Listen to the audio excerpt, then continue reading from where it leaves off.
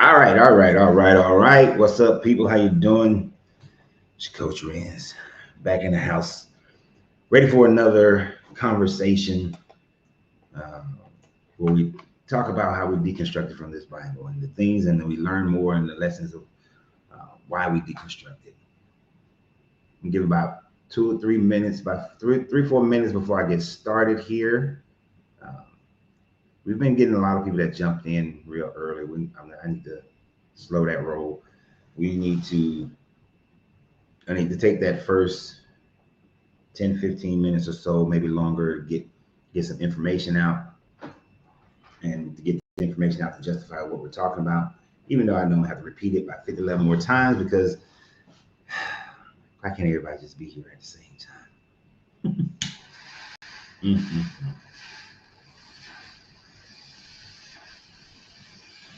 So if you find me for the first time, on this channel, we deconstruct Christianity. Uh, and in that deconstruction, we build our community, we learn more, and we become more confident in our reasons and rationales of why we deconstructed from this religion. And so we move forward with life. Um, After I finish the instructional part, then we will open doors up. The church, the doors of the church will be open after that. Um, so don't try to jump into the invite right now. Give it a minute because I'm not going to let anybody up immediately. Uh, so today's conversation. Oh, before we get into today's conversation, sorry about that. Before we get into today's conversation, as a reminder, we are having our meetup here in San Antonio, October 31st through November 2nd. And during that meetup, we are going to the hotel. If you go to my YouTube page, click on the link in the description of this video, you'll see where the hotel that we're going to be staying in.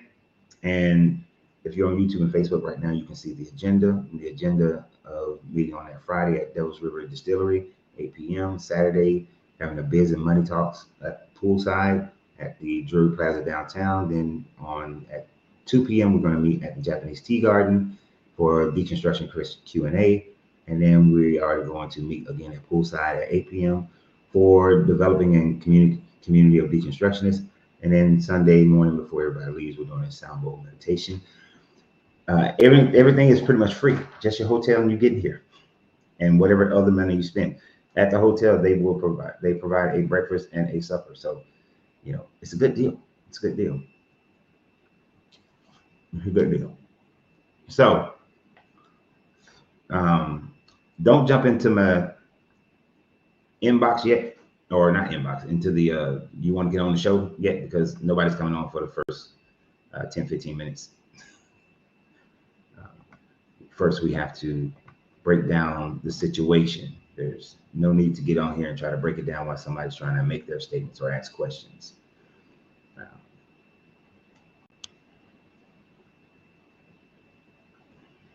But we are getting started here in about 1 minute. Got my usual host of what up. Say hello to all the people. I ain't gonna say nobody out right now. Hello to all the people.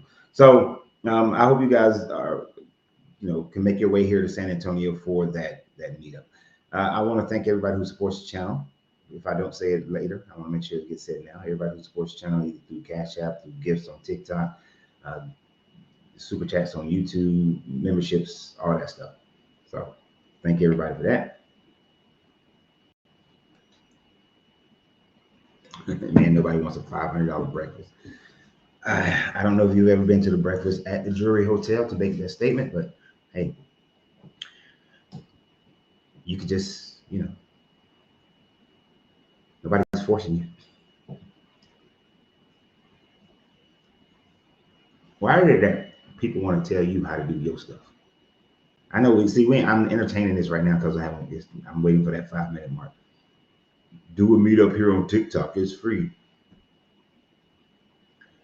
Nobody asked you. That sounds like the kind of person that goes into somebody else's business and try to tell them how they should run their business. Anyway, we ain't exactly. We ain't gonna worry about tink tink. None of the tink tinks. We're going to just do what we do. Now, if you were a part of about 2 years ago when we was doing what's wrong with the Bible, and we was going through what's wrong with the Bible, then you will remember some of this. You should remember some of this story. And in that, we're going to look at it two times. Two times that this guy and Abraham straight up ran an Ocean's 11. Now, I'm going to say, on Abraham's part of this deal, this is why Abraham is the Brad Pitt kind of character, and then the God is the George Clooney kind of character in this whole shenanigans. But there are some ethical thought processes that we took and we talked about when we did the Everything Wrong with the Bible series. When we did all of Genesis, all of Exodus, all of Leviticus, all of Numbers, did we do all of Deuteronomy? I think we did all of Deuteronomy as well. Yeah, we went all the way up until like the middle of Joshua. So you may or may not remember this part, but we're going to go over it again. So in today's conversation, we're going to establish the fact that the God of the Bible rewards the very thing that in Exodus he says, one of the very things in Exodus that he says you should not do, which is to bear false witness. And I will submit that even if you are bearing a half false witness, it is still a false witness. But that he rewards Abraham for doing that very thing. The other morality part of this is telling these half lies, and then someone else being punished for the lies that another person tells. So there are two parts of the exact same story. It's pretty much almost the exact same story that's going to happen, but one is in Genesis 12 and the other is in Genesis 20. So in Genesis 12, right? This is where the Abraham story kind of first kicks off.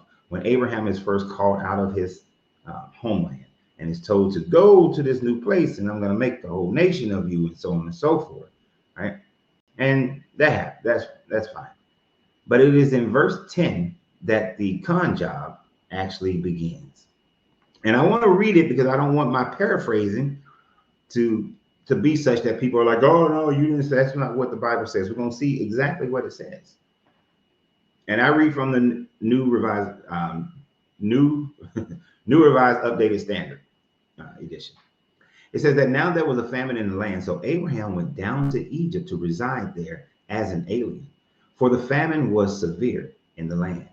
When he was about to enter Egypt, he said to his wife Sarai, I know that you are a woman beautiful in appearance. And mind you, they're about 60, 70 years old at this point.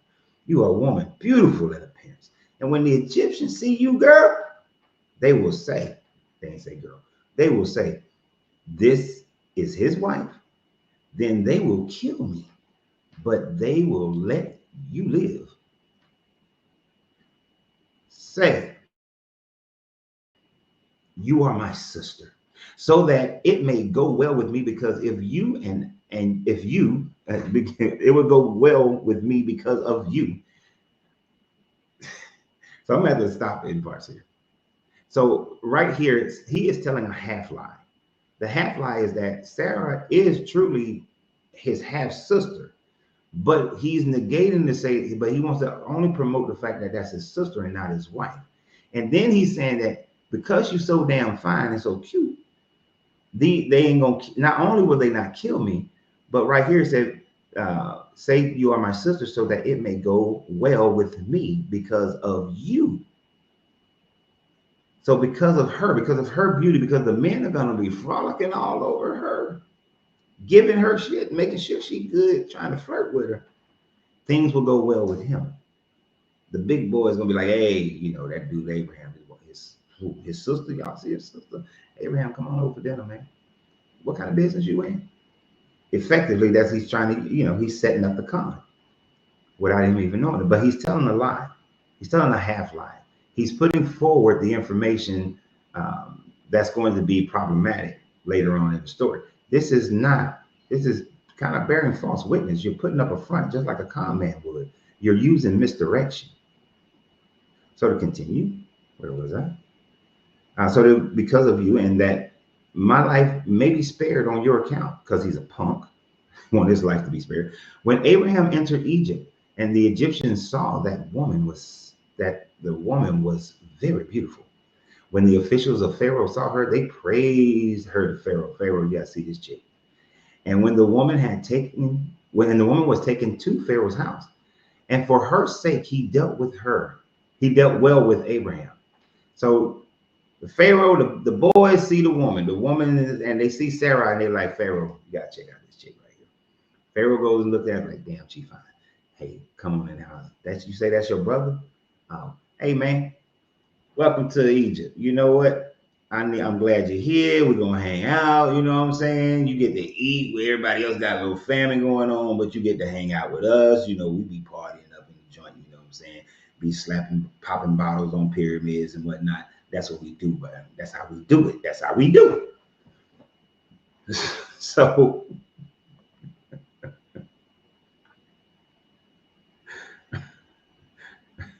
okay, let me get back to it. All right, so that's what's going on. Because he chilling with Pharaoh. So when the officials saw her, they praised her to Pharaoh, and the woman was taken into Pharaoh's house. So she living with Pharaoh. And for her sake, he dealt well with Abraham.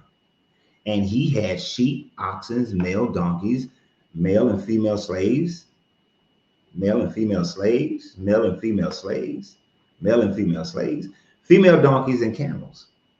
So what is it called when a man allows a woman to go into a man's house, and then the other man does well with him by giving him stuff? What do we call that? I want some answers. What do we call that?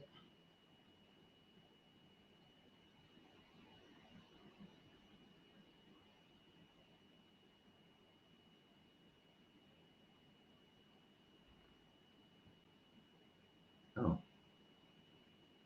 no problem. Accept it, Musa. Accept it. Yes, we call that pimping.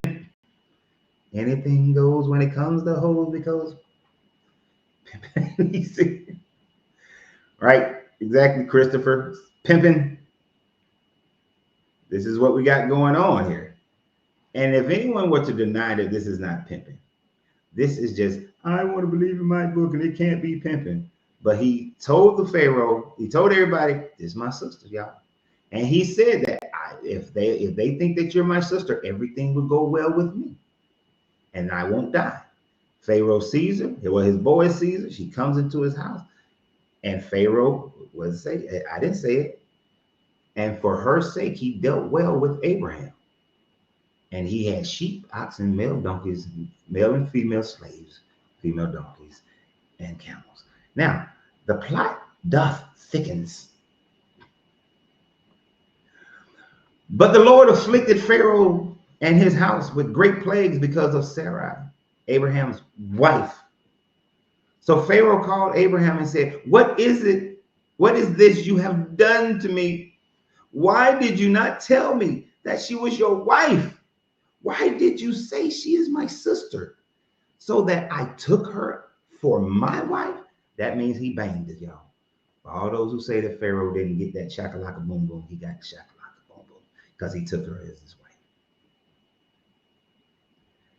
So, and then somehow it doesn't really say, but Pharaoh figured out that was his wife. But he's pleading now to Abraham, dude, why you tell me that, bro? Why you tell me that was your wife?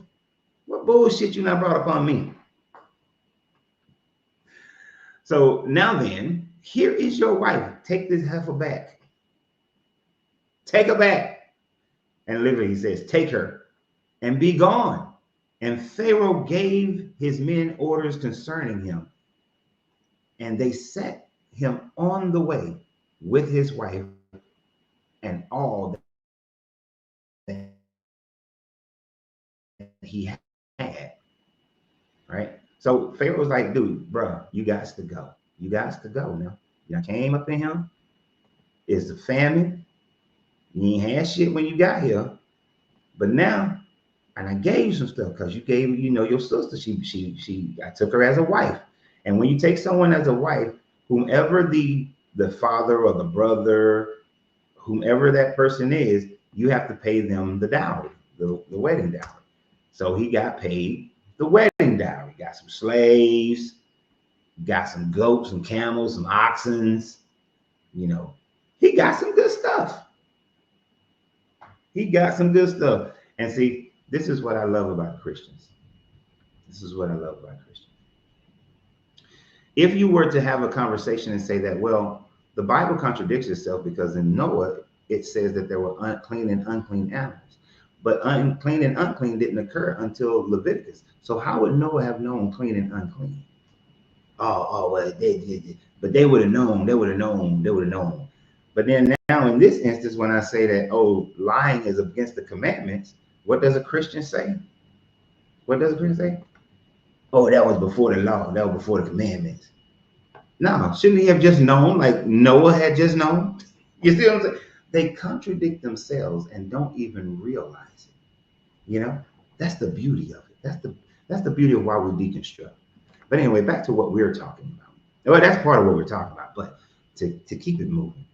This is a clear demonstration that this God decided to punish not the liar, which would have been Abraham, but to join in on the con and allow knowledge of this being Abraham's wife to come to the Pharaoh, afflicts Pharaoh's house, and then say, oh, okay, let Abraham leave with all his money and everything that you've given him, the dowry for this, and let's go. Because Abraham purposefully caused the Pharaoh and Sarai to commit adultery. There's no way around it. But then Pharaoh was punished as if he's the bad guy. Make it make sense. This is how this God demonstrates he is he's a supremacist, basically. And I don't want to say selfish in that regard. He's a supremacist. He's a supremacist. And look, they over here trying to blame the time period. I thought God was eternal, and so his law should be eternal. His commandments should be eternal. What does it matter? They lied.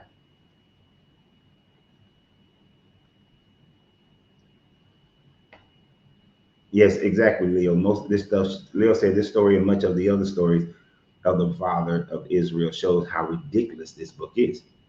Now,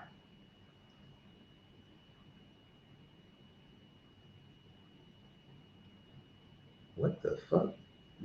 He had 3 wives before the comments and law, sir. What the hell are you talking? They had polygamy. Polygamy is not illegal in your Bible, dude. You should actually learn to read it. But I'm not going there. I'm not going to be bothered with somebody who makes idiotic comments and repetitive comments. So now, if this had only happened once in the Bible, it would still be a thing. I would still look at Abraham as, well, he was just a scared little punk, got to Egypt, feared for his own life, was willing to sell off his wife's pum pum in order to save his own life. And if it happened that one time, he's a pab. He's a pab. And for those who don't know, pab is a punk ass bitch. It's a punk ass bitch. That's what a pab is. So if it happened just once, what's the old saying? Fool me once, shame on you. Fool me twice, shame on me. But the question we have to ask then, did it only happen one time? Right. Lo said he was scared, but then he turned into Hannibal to save Lot. Yeah, in the very next chapter. What is it? The very next chapter, he get all like, I'm gonna go save Lot. Or no, that's when they separate. That's when they separated in the very next chapter. But it would be one thing if it only happened one time. I would just put it all on this God fellow and just call Abraham a punk. But the question then begs, did it happen again? Well, so that first story was in Genesis chapter 12. And then if you mosey on over to Genesis chapter 20, well, I'll be damned. Now, he had already had issues with this dude, Amalek. You'd think he wouldn't go run into Amalek's kingdom, but let's talk about it. And of course, we got to go through it because I don't want none of the Christians after we finish and when we just get into a discussion and I actually look at most of the comments to have their little comments and not actually know it and say it wasn't there when we just read it.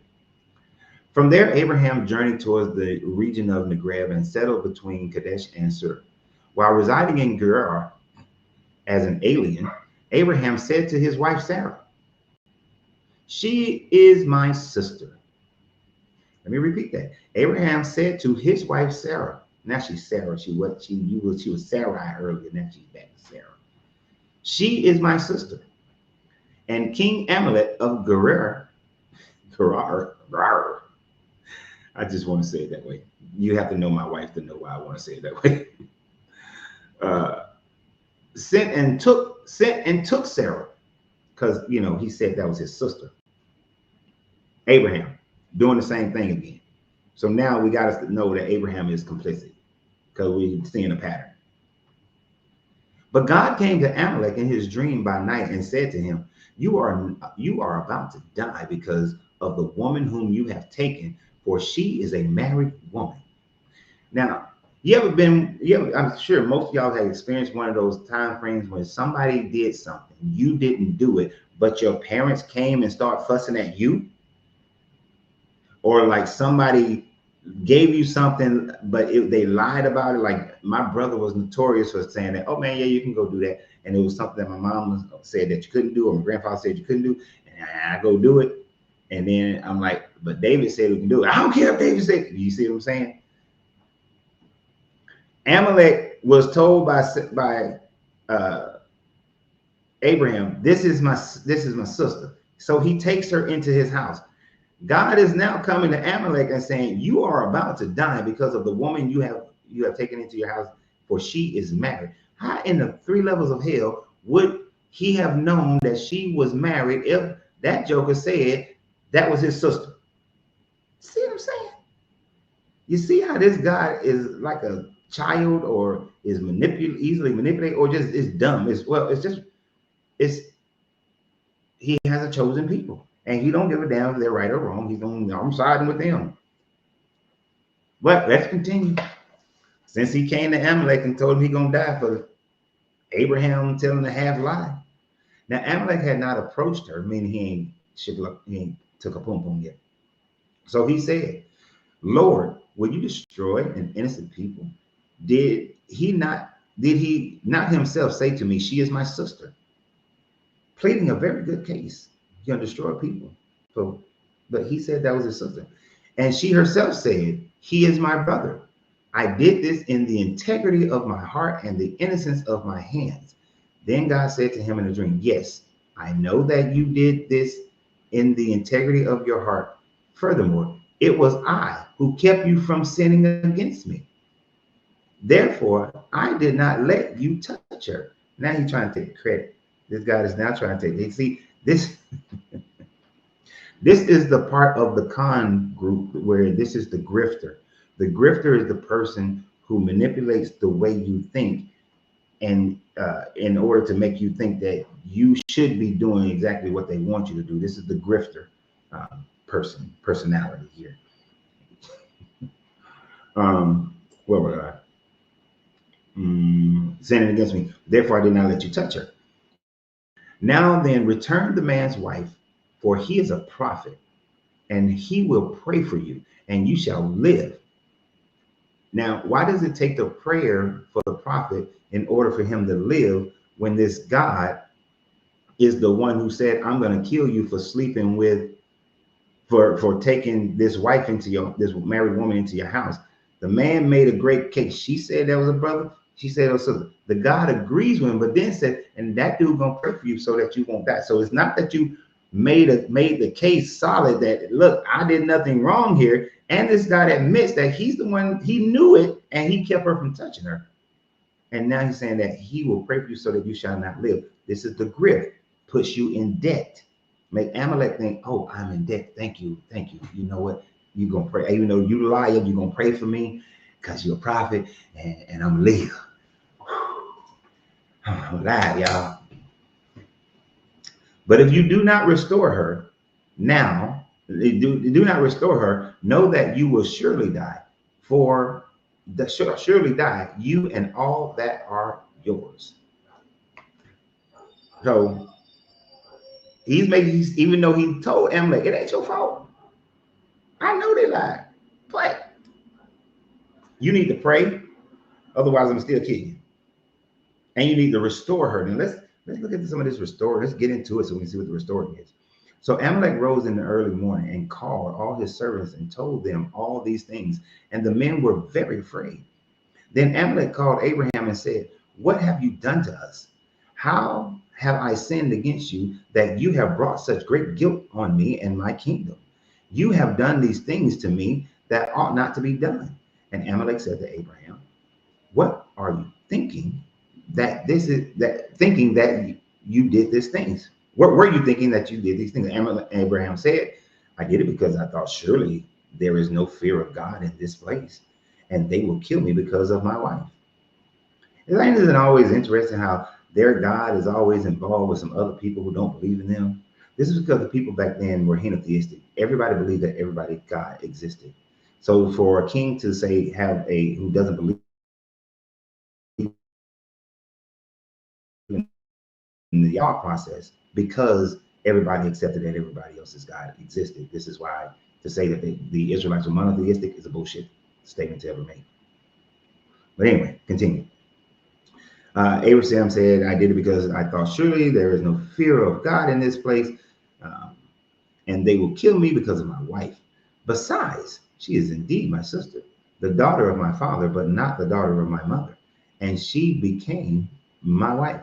So I didn't really tell you a whole lie. I told you a half lie. I just told you the part that'll keep y'all from killing me because I'm a punk ass bitch.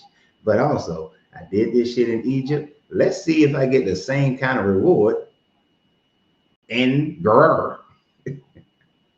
I say it that way for my wife's sake. And when God, and because she is my wife, and when God caused me to wander from my father's house, I said to her, this is the kindness you must do me. At every place to which we come, say of me, he is my brother. Because she's about 80 years old now, and she's so damn fine that everybody wants some of that dusty poom poom. Then Amalek took sheep. So he's saying that everywhere we go, I want you to lie. This Father Abraham, this person that people are basing this religion, that they are saying is the progenitor of this religion. Then Amalek took sheep and oxen and male and female slaves, male and female slaves. Yes, I have a problem with male and female slaves. And gave them to Abraham and restored his wife. Now remember, this guy earlier said that you got to restore. You got to restore them. But if you do not restore her, know that you shall surely die. Most people think that just the restoring is give it back to Abraham. But no, it's very clear. Very clear. Part of the restoration is to give them some stuff, right? That's kind of an honor code of how people lived back then.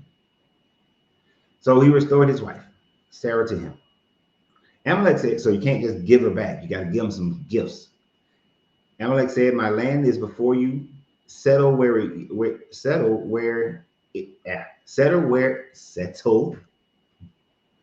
it pleases you.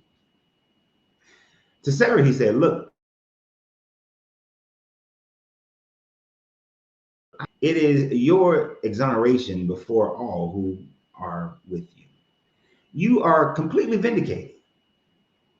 Then Abraham, of course she is, because a woman doesn't have any power and she can only do what a man tells her to do back in those days. Then Abraham prayed to God And God healed Amalek and also healed his wife and female slaves so that they bore children. For the Lord had closed fast all the wombs of the house of Amalek because of Sarah, Abraham's wife. So this wasn't a short period of time that she was shacked up with Amalek. He just didn't take the poom poom during that time frame, because it has to be enough time frame for them to realize that no woman is going to be able to have a baby in this house, right? So it wasn't like the next day. Sarah was up in there for a while, at least a few months, in order to see that ain't nobody got pregnant in this kingdom for a few months. Something wrong. Oh, then this God is going to visit Amalek and be like, you dirty bastard. So yes, exactly. It's crazy stories, but both of these stories are relatively the same. Abraham in somebody else's land as an alien. Abraham lying and saying that this is my sister. Telling the half-lie. Don't tell him that's his wife, because he's scared. He'll pay, right? This is just a con job. Now, the first con job, Abraham didn't even know he was part of a con job. He just knew he was lying. The second time, I can't let Abraham slide. Abraham knew, according to this book, that God had punished the Egyptians and that he had got away with a whole bunch with some slaves and some cattle and stuff. And during a famine, and you get some free shit that's like, I know some people, it's gonna hurt some people's feelings. This is like that COVID money, that free COVID money. Now, some people didn't get that COVID money. They were pissed. He got that COVID money, and then he figured, hey, after I got some COVID money, I got that PPP loan. Let me see if I can get some of that other COVID money. Because a lot of people know there was some other COVID money that a lot of businesses got. They don't tell y'all about. So he's like, let me get this other money. So it's one thing when it comes by accident that he was just trying to protect himself. And then this God takes up for him, and the Pharaoh sleeps with his wife, and then he gets some stuff out of it. But the second time, and then the fact that Sarah is saying like, oh, he told me everywhere we go, I'm supposed to tell everybody that I'm his sister. This man is running the pimp con game. And then for this God to blame Amalek, to make it seem like Amalek, it was your fault. You the problem. Now, in order to fix this, even though I know and you've made a good case, I'm still gonna sit up here and say, hey, you need to restore his wife. You need to pay up some money and everything, and in order for him to pray for you. Otherwise, I'm still gonna kill you. Even though this God admits that he was right, that Amalek was right, he still says, I'm gonna kill your ass if Abraham don't pray for you. How? And I guarantee that shit is never preached in the church. Because I can take all the days of my life that I was part of, that I used to go to church, I ain't never heard that story preached in church.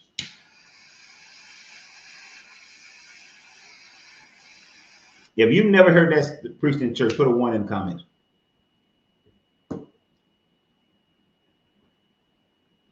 That's fully, I don't know what you're talking about. You've never heard it preached in the church? Exactly. I've never heard that story preached in the church. Now, I didn't see the comments on Facebook and YouTube, so I don't know what y'all talking about.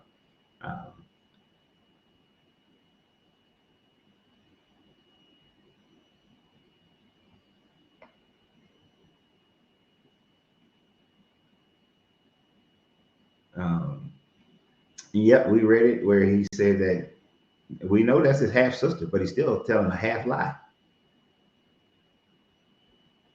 And see, that's the thing. You cannot, when you live in a society where you know that if someone is only known as to be your sister, that she is up for grabs for marriage, and that you're gonna get paid for the marriage dowry, to not tell them that she is also your wife, you are telling you that is a huge lie, because a man sleeping with another man's wife in society back then could be met with the death penalty. Unlike today. Today, you sneak over to the neighbor's house, get a little poom poom, y'all get caught. The government is not going to kill you. And if the person does kill you, unless they catch you immediately in the act, fictive rager, all that kind of stuff, your ass is going to jail. But the person who's committed the adultery, they're not going to jail.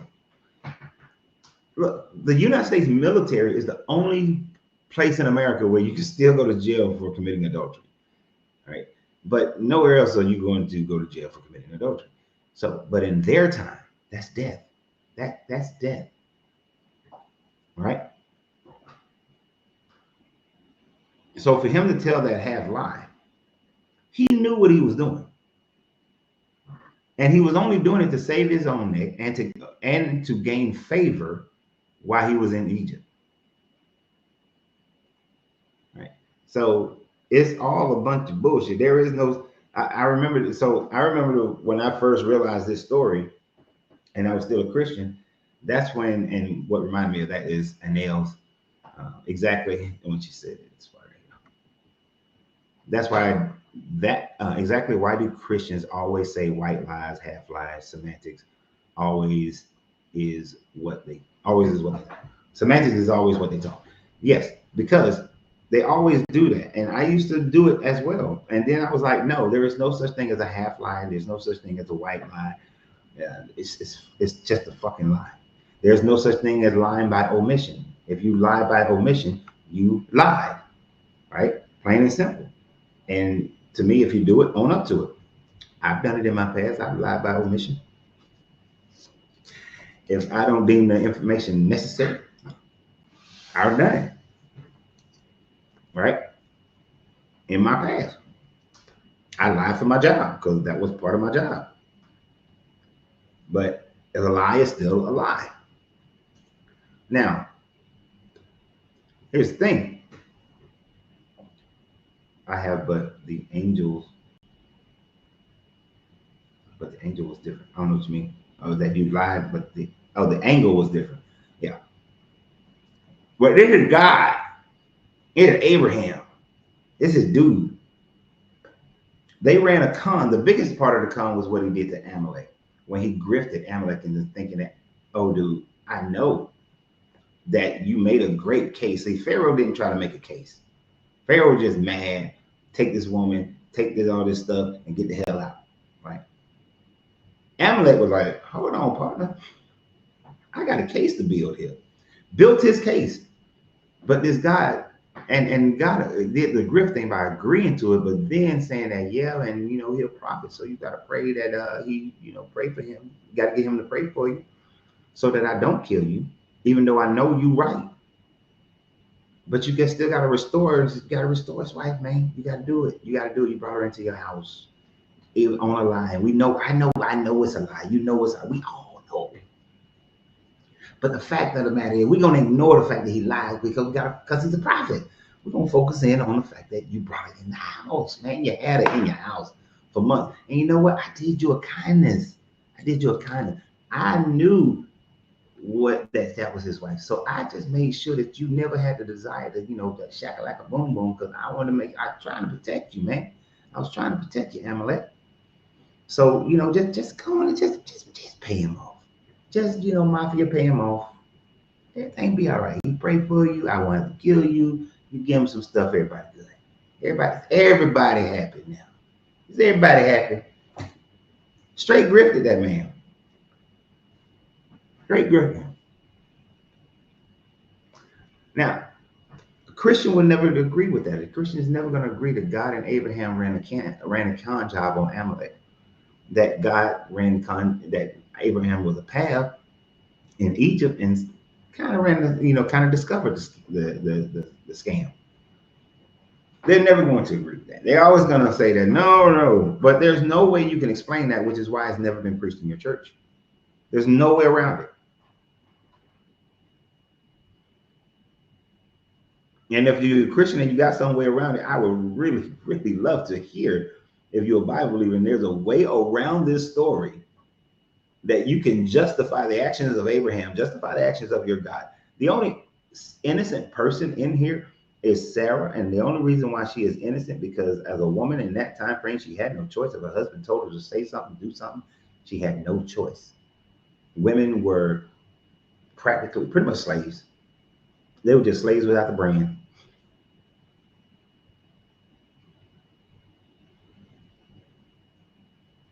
Right, Shadow Stalker, this guy just killed somebody for touching the ark. Yeah. The man was trying to steady it so it don't hit the ground. And then he killed him. Some bullshit. So let me open the doors to the church, because isn't it interesting? You break this one down. Oh, yesterday they just want to pop up on the stream as soon as I open up the damn stream. They got shit to say all day.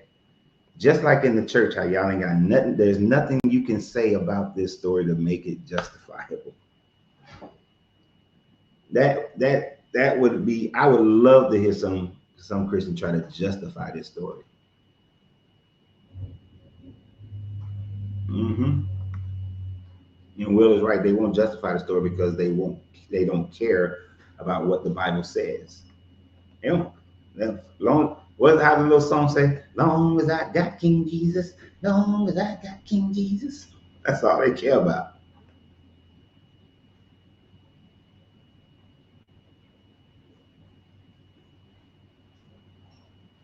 What the hell are you talking about? What does this got to do with our conversation? This is a dumb. And this don't even make sense. Jesus already returned. What country made the noose and dropped them on things without mercy? What? I ain't a Christian, first of all.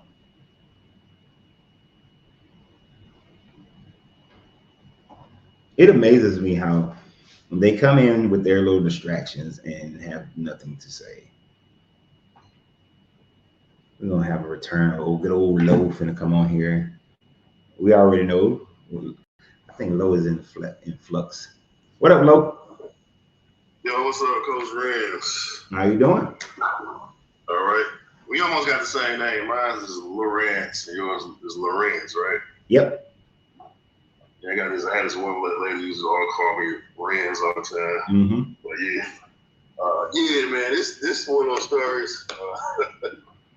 In my deconstruction, that that I realized that the Bible was propaganda for the Israelite people. Indeed. It's propaganda. So basically, the book of Genesis, that's what I recognize. The book of Genesis is not a book about the beginning of the human race. It's a book about the beginning of the Jewish people. That's what it's about. It's about them. And, because in these stories, what you learn from these stories is because you're chosen by God, God got different rules for you, Pretty much. And it's funny because, I hate to say this, it's going to sound a little racist, but those people think they different. And you read these stories like this, that's your justification. Look, I can lie to people, and God is on my side because I'm a child of Abraham. I'm an Israelite. I can lie, I can do all this stuff, and God is, as we see right here, he's lying, and God is punishing. And it's also showing that God favors them even over kings and stuff of other nations. They favored Abraham over these kings, even though Abraham was the one that did something wrong. It's totally ridiculous. It's a ridiculous story. Both these stories are ridiculous. And then I think Isaac did the same thing too, right? Didn't Isaac do it too? I don't remember if Isaac ran this con. I think he did it too. I have to look that one up. I can't remember if Isaac, because there's not a lot about Isaac when he was like going through his little life. I almost swear Isaac did it too. Because it kind of seemed to go quickly from Isaac to Jacob. Yeah, when you get to Jacob, the stuff with Jacob and Esau, I mean, it's like God rewards when they doing bad stuff, when they tricking people. Yeah, now Jacob, he run a con game. Sorry about that. Yeah, he ran a little con game of, hey, let's separate, and you get all the pure little white ones or black ones, but I'll take all the spotted and the stripes. And then he did that little bullshit experiment. Oh, I'm gonna paint this fence with stripes on it, and then when the goats and stuff have sex in front of it, they're gonna have spotted or striped babies. Yeah. And that's how he gained his wealth over Laban. Yeah. Yeah. So almost like it teaches them to be kind of deceptive in business, because it's okay because it's for their advancement of their people. Yeah. I mean, if If you took these lessons from the Bible and applied them to your life, then if you want to gain wealth, then you got to be a serpent about it. You got to be, sneaky. You got to, be crooked towards people and lie to people and set people up for the con. Mm-hmm. Yeah. So that's definitely where you could come to that standing that's how you're supposed to be. If you're going to be a part of this, if you're going to live your life based on this book. Yeah. Which is a sad thing, because here's the sad part about it. When you look at black people will complain about the Jewish establishment in America and in their community, right? Right. Black people are basing their life on the New Testament. They basing their life on this Old Testament. you see what I'm saying? Right. So then black people think that, they'll take the Old Testament part where, I'm going to just pay my tithes and I'm going to get my cup running over. But they don't know these other stories. These other conniving stories. They trying to be sweet Jesus. But who loses? In that, it's like when you read over that stuff, it's like you know it don't make sense, but it's like you somehow justify it in your mind, well, God, this and God. Because, you start from the idea that, God can do what he wants to do. So if you choose somebody, he got a good reason or something like that, Mm-hmm. But when you look at it from a common sense standpoint, just think about it. Just think about that there's an actual God in heaven that's actually going through all this with Abraham, mm-hmm. and these pharaohs and these kings and stuff. It's totally ridiculous. It ain't even, if a guy like that actually existed, he's crazy, though. I mean, it's ridiculous. If a guy like that actually exists, that he's actually gonna punish another man when this man is lying, and then make the man have to give him stuff, mm-hmm. and then get prayer from the man that's lying. Yeah, and that's gonna be enough for God to forgive this man for doing something that he did without having knowledge. Right. This guy admitted he did it with all integrity. He's like, I know you did it with integrity, dude, but I still just need you to get him some shit and pray and have him pray for you. I never put that together though, like it was a con game with God and Abraham. But now, with the way you put it, I see that now. Especially doing it the second time. Mm-hmm. First time, doing it the second time, it's like, okay, we're gonna get this money out of this dude. Let's run this thing again. Yeah, we'll run it again. And the first time it was just straight pimping. Hey, I know that if Pharaoh, if you know that wait a minute. He said, if you tell people that I'm your brother, I tell people you're my sister, then the people of Egypt, they gonna do well by me. That's straight pimping. Yeah. Right? When a man takes a woman and says that other men are going to give me shit because of your affections, that's called pimping. Yeah, they're slutting his wife out. Let me slut her out. Mm-hmm. Exactly. So that's all he did. He just straight pimped out. Yeah, Egypt was him pimping. He learned the Bitcoin game from his god in Egypt, and then when they went to Amalek to Gerar, that's when he did he was like, nah, pimping ain't gonna make enough money. I'm gonna do the whole con in this one. Cause now I know God is on my side for the con. I'm good. I'm sorry about that. What the hell? Yeah, but that's wild like that, bro. That's some wild stuff. Yeah. There's stories like that, like I said, with Jacob and Esau. Esau up here starving, and Jacob, steal his birthright, and then the blesser, he actually, him and his mother actually tricked the father, and God let the shit stand. I don't understand. I'm like, what the? Exactly. This is some crazy. I mean. Yep. That's exactly. Jacob stole the birthright. Now they try to get mad at Esau because they're like, oh, he sold his birthright for a bowl of soup.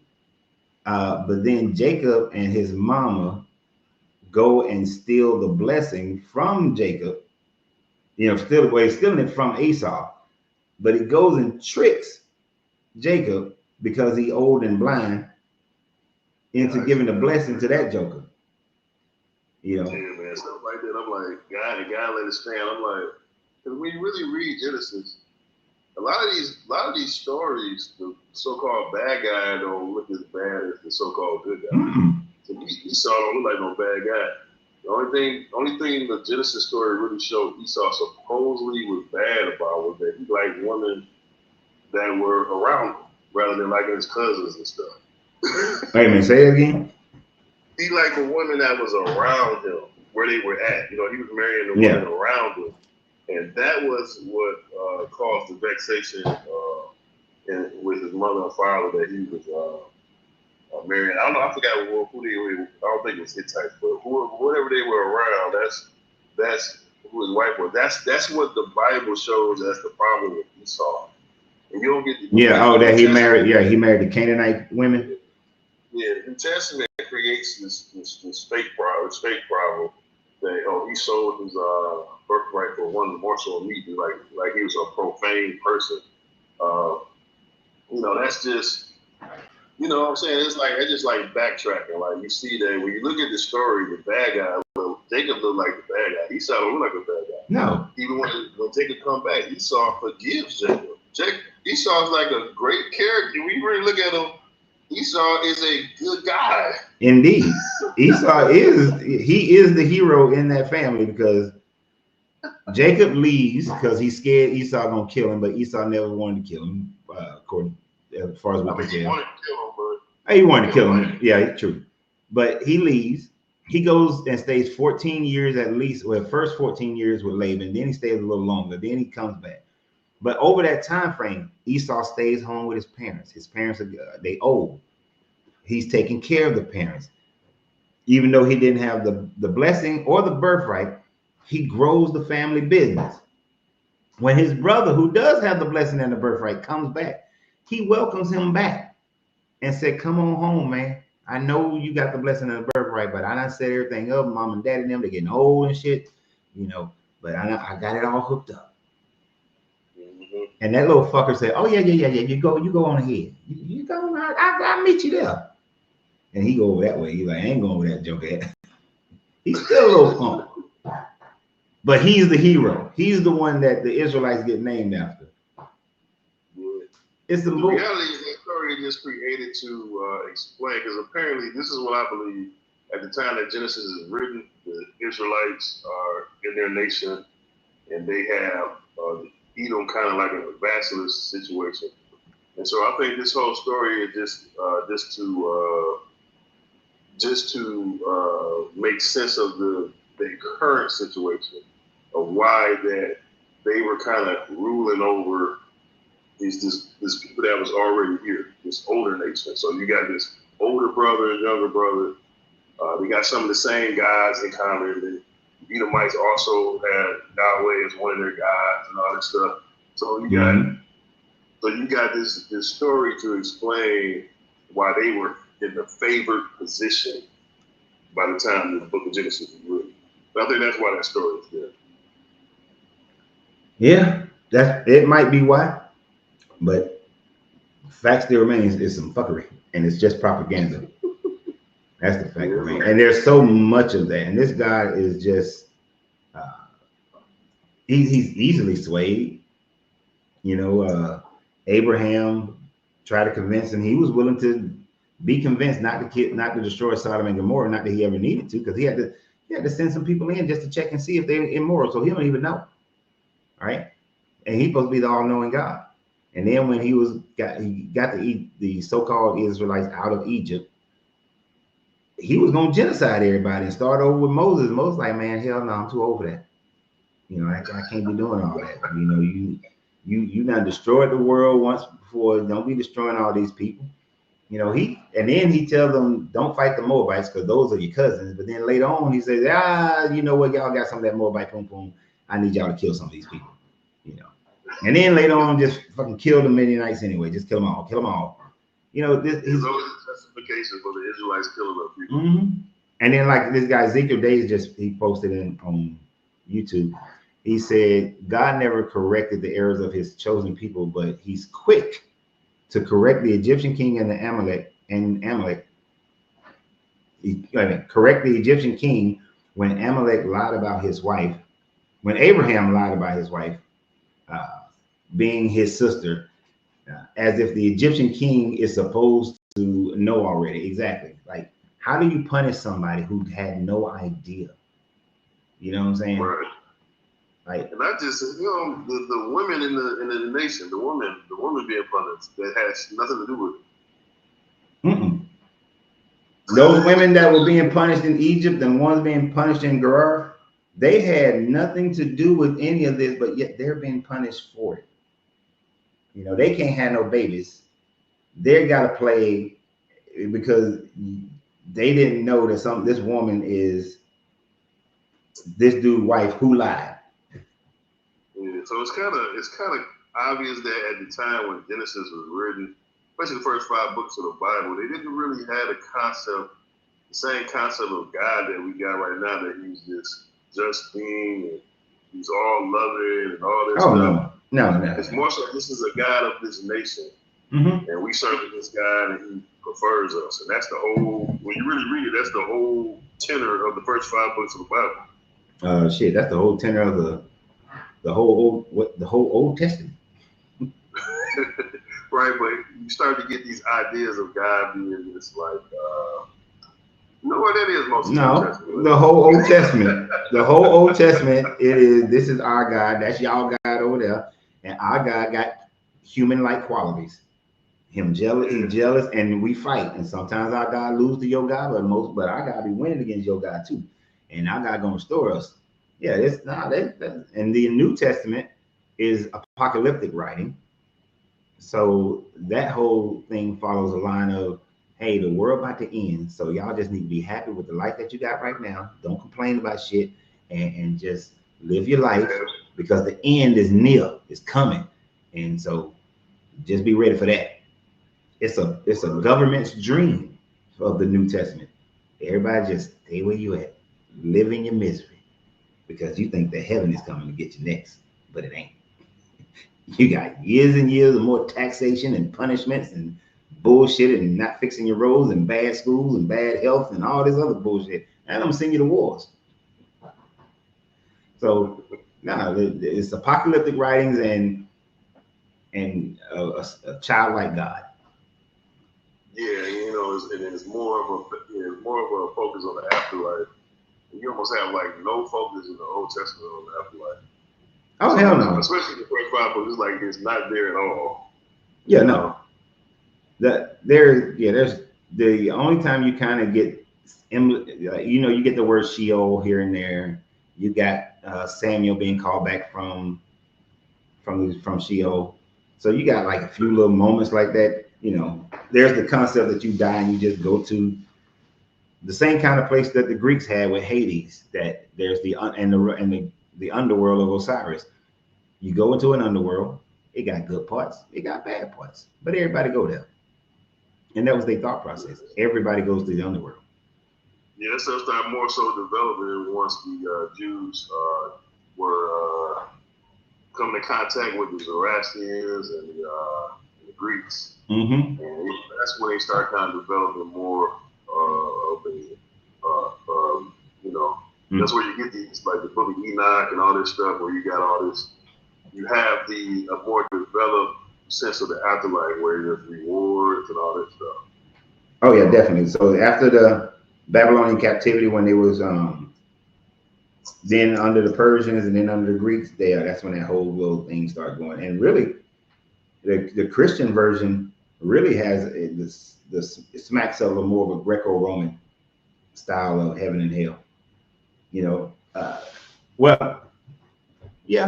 It's kind of Greco-Roman mixed in with the Zoroastrian, with the so both of them. It's pretty much that's it. Greco-Roman and Zoroastrian. You said it in the first thing.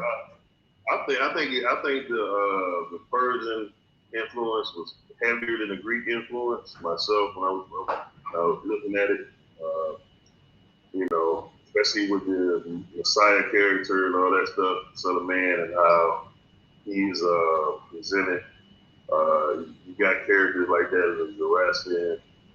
You don't really got that in the Greek and Roman stuff, you know. When it comes to the afterlife? When it comes to the afterlife, I'm gonna say the afterlife is more. Not this afterlife, but like this leader, like this like an anointed person, you know. Yeah, now that sounds more Zoroastrian. Right. But the heaven and hell part, that sounds more Greek. You know, because you got to think not Abraham, Jesus was talking about there's Abraham's bosom, there's Abaddon, and then you got the lake of fire, and then you got, the throne area, then you got the heaven on earth area. Zoroastrianism, you just got like 2 places. But in the Greek, Hades is a whole bunch of places depending upon the aspects of your life. Right. Yeah. So, but I don't want to get too far off because I need a Bible believer to justify the bullshit story of Genesis 12 and Genesis 20 though. See, like we got somebody in the comments over there, Solon. The Bible is deeply misunderstood. You cannot misunderstand Genesis 12 and Genesis 20. This God, they ran a con game on Egypt and Amalek. Egypt, the Egyptian Pharaoh and Amalek got a con game. You ever notice how they never mentioned them? They hardly ever mention the names of a pharaoh. It is not until like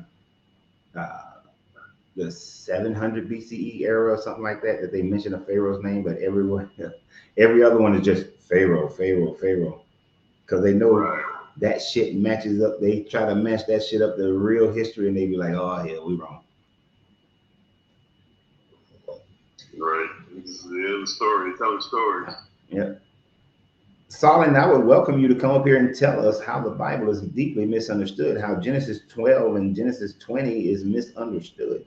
I think it's very well understood that your God is a con man, and Abraham was his right-hand man. Because this is some bullshit. See, this is why I started not to do this one today, because I was like, I know that they're not going to come up here. I know that there is no, he said I can come in a few minutes. I don't believe you, but okay. I believe when I see it. There's nothing personal against you. It's just, I've heard people say stuff like that before. Anything else you got, Lo? God's prophet, so, touch not my anointed, do my prophets no harm. So that's probably, where, so that's why it's wrong when they did to Abraham, even though they didn't know it, because he was God's prophet, he God's man. That is so arrogant for them to think that these other people would have known what status Abraham was just by him showing up. It's the same arrogance that they place that their God be, coming into people's dreams and telling people what to do, and that people respect their gods to the point where they're going to go with what their God says. You know what I mean? Like, they try to make their God super powerful over the other gods all the time. And that's just the arrogance of their belief that their God is the best God. It's kind of like when people are like, oh, mom, don't nobody make this meal better than my mama. Yes, they do. You just grew up eating that same meal. That's why you think it's the best. Well, I think the logic is that the real God from the beginning showed everybody the truth, and people fell away from it, and that's why. And the real God is the God of the Hebrews. He was the one that created everything. This other stuff kind of fell off, and But I get what you're saying. It really don't make sense that. You were saying that's what they say, right? You weren't saying that for yourself, were you? Oh no, I used to think that way myself. Oh, okay. I just checking. So that's where I come from. I come from that perspective that I believe all this stuff myself, and I had an understanding about. That's why some of the things when you say some things I kind of disagree with because I can see the argument from the other side. I still got that. You know what I'm saying? I can see what the other argument gonna be, what you might not be seeing, and but that's the logic that men knew who God was at first, and they fell away. Oh yeah, I used to believe that too. I used to think that God came, they knew, but then man started creating their own stuff, and they took bits and pieces, and that's how all these other religions were formed. And then I realized that all these other religions have been around for centuries and millennials before this religion ever came around. So I was like, that's an impossibility then, right? Because I used to believe that Adam and Eve were the first people, that Adam was the first person on the planet. And I was like, well, now that doesn't work. If he was the first person on the planet, then how was there civilizations before him? So Adam can't be the first person. And once that's gone, the whole thing about they taking God's word and changing it and flipping it, it goes out the window, because Adam has to be the first person in order for that to work. Yeah. Hey, I found the scripture about Isaac. Isaac tried the same stuff. Is that the part about when he put his hand on his daddy's thigh? No. Is it Genesis chapter 26? Can I read it real quick? Yeah, it can't take that long. Go ahead. Okay, Genesis chapter 26, I'm starting at verse 6. It says, and Isaac dwelt in Gerar, and the men of that place asked him of his wife, and he said, she is my sister. For he feared to say she is my wife. Lest said he, I'm reading King James Version. The men of the place should kill me for Rebekah, because she was fair to look upon. And it came to pass, when he had been there a long time, that Abimelech, king of the Philistines, looked out of a window and saw, and behold, Isaac was sporting with Rebekah, his wife. Right. And Abimelech called Isaac and said, behold, of a surety, she is thy wife, and how sayest thou, she is my sister? And Isaac said unto him, because I said, lest I die for her. And Abimelech said, what is this that thou hast done unto us? One of the people might lightly have lain with thy wife, and thou shouldest have brought guiltiness upon us. And Abimelech charged all his people, said, he that touches this man or his wife shall surely be put to death. And Isaac sowed in that land and received in the same year 100-fold, and the Lord blessed him. And the man waxed great and went forward and grew until he became very, very great, for he had possession of flocks and of herds and great stores of servants, and the Philistines envied him. So Isaac tried the same stuff. The only difference is that God didn't necessarily step in until he started to bless Isaac. So he straight up lied, because he said she was my sister. That's not his sister, that's his cousin. Yeah, it's his cousin. And here's what's funny. When you started reading on YouTube, sinners start talking, so may God bless the reading of his word. That's not a good word. That was not a good word. But the message is that these are God's chosen people. No matter what, God gonna bless them. Right. He's gonna prefer them over other people. So the message is, you need to try to, if you believe that you are a child of this God, you need to run your scam. So may God add a blessing to the reading of his word, that you need to run scams. All y'all who trying to make your money honestly and not harm people, y'all fucking around. That ain't how it's done. You supposed to make your money.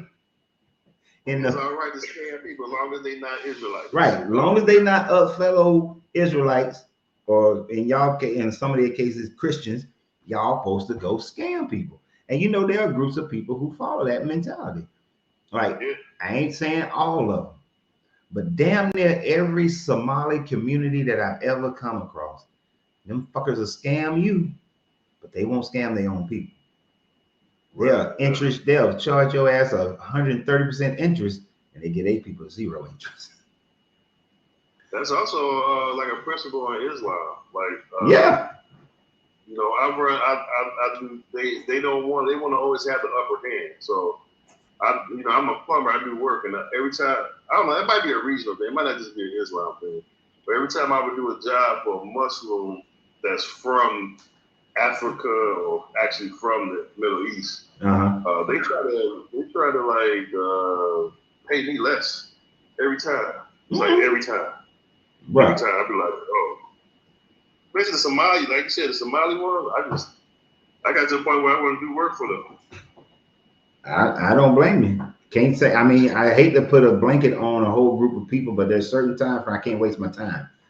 Like when I owned my popcorn shop, I had a dude from the UAE, from Dubai. He wanted to go in partnership with me and open up one in Dubai, right? At first, I was hyped about it. Like, shit, we finna hit Dubai. What? We finna grow like nobody's business. Man, I started reading the some of the information about doing business in Dubai, and I, called my lawyer just to find out like what the deal is. And he was like, man, he said, yeah, it might be good for you, but you need to understand that at any time frame, that like if you get there, you go there, you show them how to do it, you build the first store, you build the second store, third, fourth, fifth store. Now you rolling in Dubai. That dude can then cut you out of the business and you have no recourse. He ain't got to pay you out of the business. He just sign some paperwork and you out. Wow. And let me tell you how I knew that the dude was trying to do some bullshit like that. The only places in the United Arab Emirates that they can't do that is in the patriot zones, right? So when I told him, yeah, we can do it, but let's start out with Americans who are already used to it. We do it in the patriot zones. They then start telling their friends, word of mouth, social media. They get used to it. They see the growth in the patriot zone. Then we go into the city. No, I don't want to do nothing in the patriot zone. Yeah. I see what your scam is, you big head fucker. I was like, nah. But that's the mentality that these Abrahamic religions teach. Like, scam a joker. Ain't nothing wrong with scamming somebody, as long as they're not your own people. Even though they do scam their own people too. Right.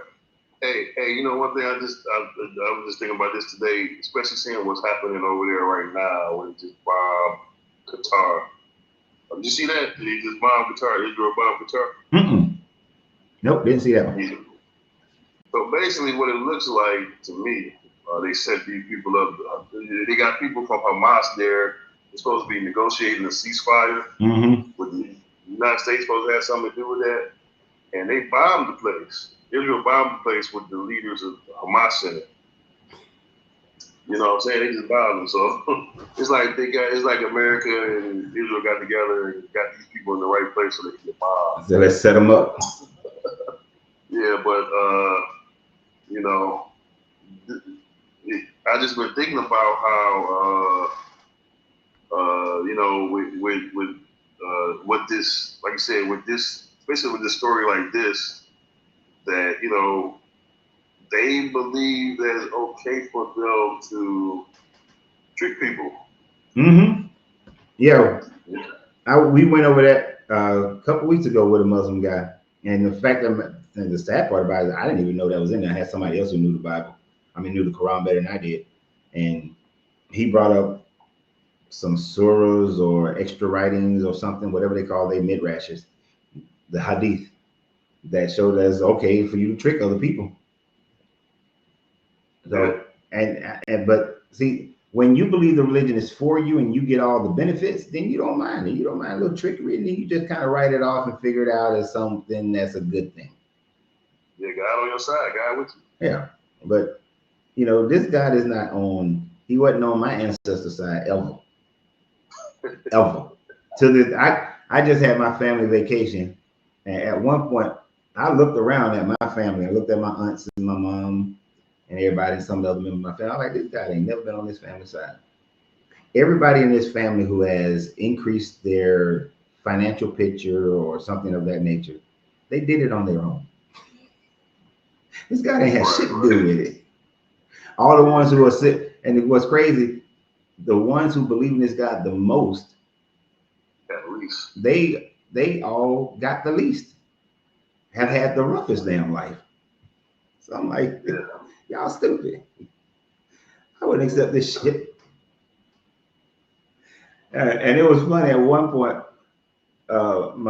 my brother was saying to my cousin, he's like, man, when we die, don't nobody know what's gonna happen. Hey, you might be going into the dirt, and that's all you know. Ain't nobody, don't nobody know all this other bullshit about heaven. And I'm sitting up there and I'm looking like, my brother is one of the more successful people in our family. It took him a long time, but he's one of the more successful people. And I'm like, he don't believe in his God, Yeah. you know? And they be believing so hard, and they be so broken down, and not just financially, but like their mentality and like people's families. You know, you see these Christian families fighting and killing each other. Did you see the Amish lady who killed her family? Nah, I don't see that. Yeah, I was this Amish lady. She in Ohio. Her name Ruth. She ran her family into the lake and tried to kill her. Well, first she took her husband and her 4 year old went down by the lake. She claimed that she said that she gave her 4 year old to the Lord, throwing him in the lake. Her husband was like, "Oh, I'm gonna walk back down now." That's what she says. Her husband went walking down there, and he was swallowed by a fish. I think she probably snipped the husband, threw his ass in the lake, then threw the 4 year old now. Then she goes back up with the golf cart, gets her three teenager and preteen twins, drive them down to the lake, and crashes the cart into the lake. Thankfully, the kids, those three kids, were big enough to swim out, and she got out. And now, then she goes to court. So first she's like, the Lord God, she's talking to the police.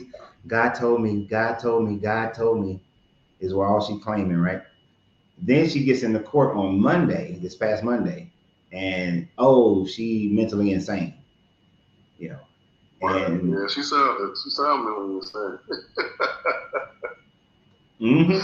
nah, but she believed that God told her to kill her family, and now she want to claim insanity so that she can go to a mental hospital. So she had a bond hearing on her arraignment on Monday. They're seeking a bond, and I think that's tomorrow, to so that she can go to a mental health hospital instead of going to jail until her actual hearing. Right. Yep, Debbie said it sounded like Susan Smith. Exactly. So, do you remember Susan Smith? Susan Smith? Nah. That was in the 90s. Susan Smith, she drove her kids, her two small baby boys, into a lake in South Carolina, I believe. And of course, the boys drowned, right? She was saying that first she was saying a black man had hijacked her car, carjacked her, and of course, Oh yeah, everybody was like, "Ain't no black man going to carjack somebody with some kids in the car." That shit, that is, I, I do not believe in stereotypes, but that is one. There's a few of them that I do accept, and that is one.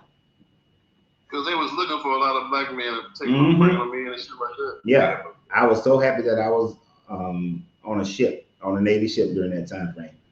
But yeah, and then she tried to say God told her to do it, and then the truth came out is that the guy that she was trying to get with wouldn't get with her because she had two kids. So she was willing to kill her kids so that she can get with this man. Right? Yeah, I remember that. Cause I remember. And I think when they found out that she just made that shit up about the black man.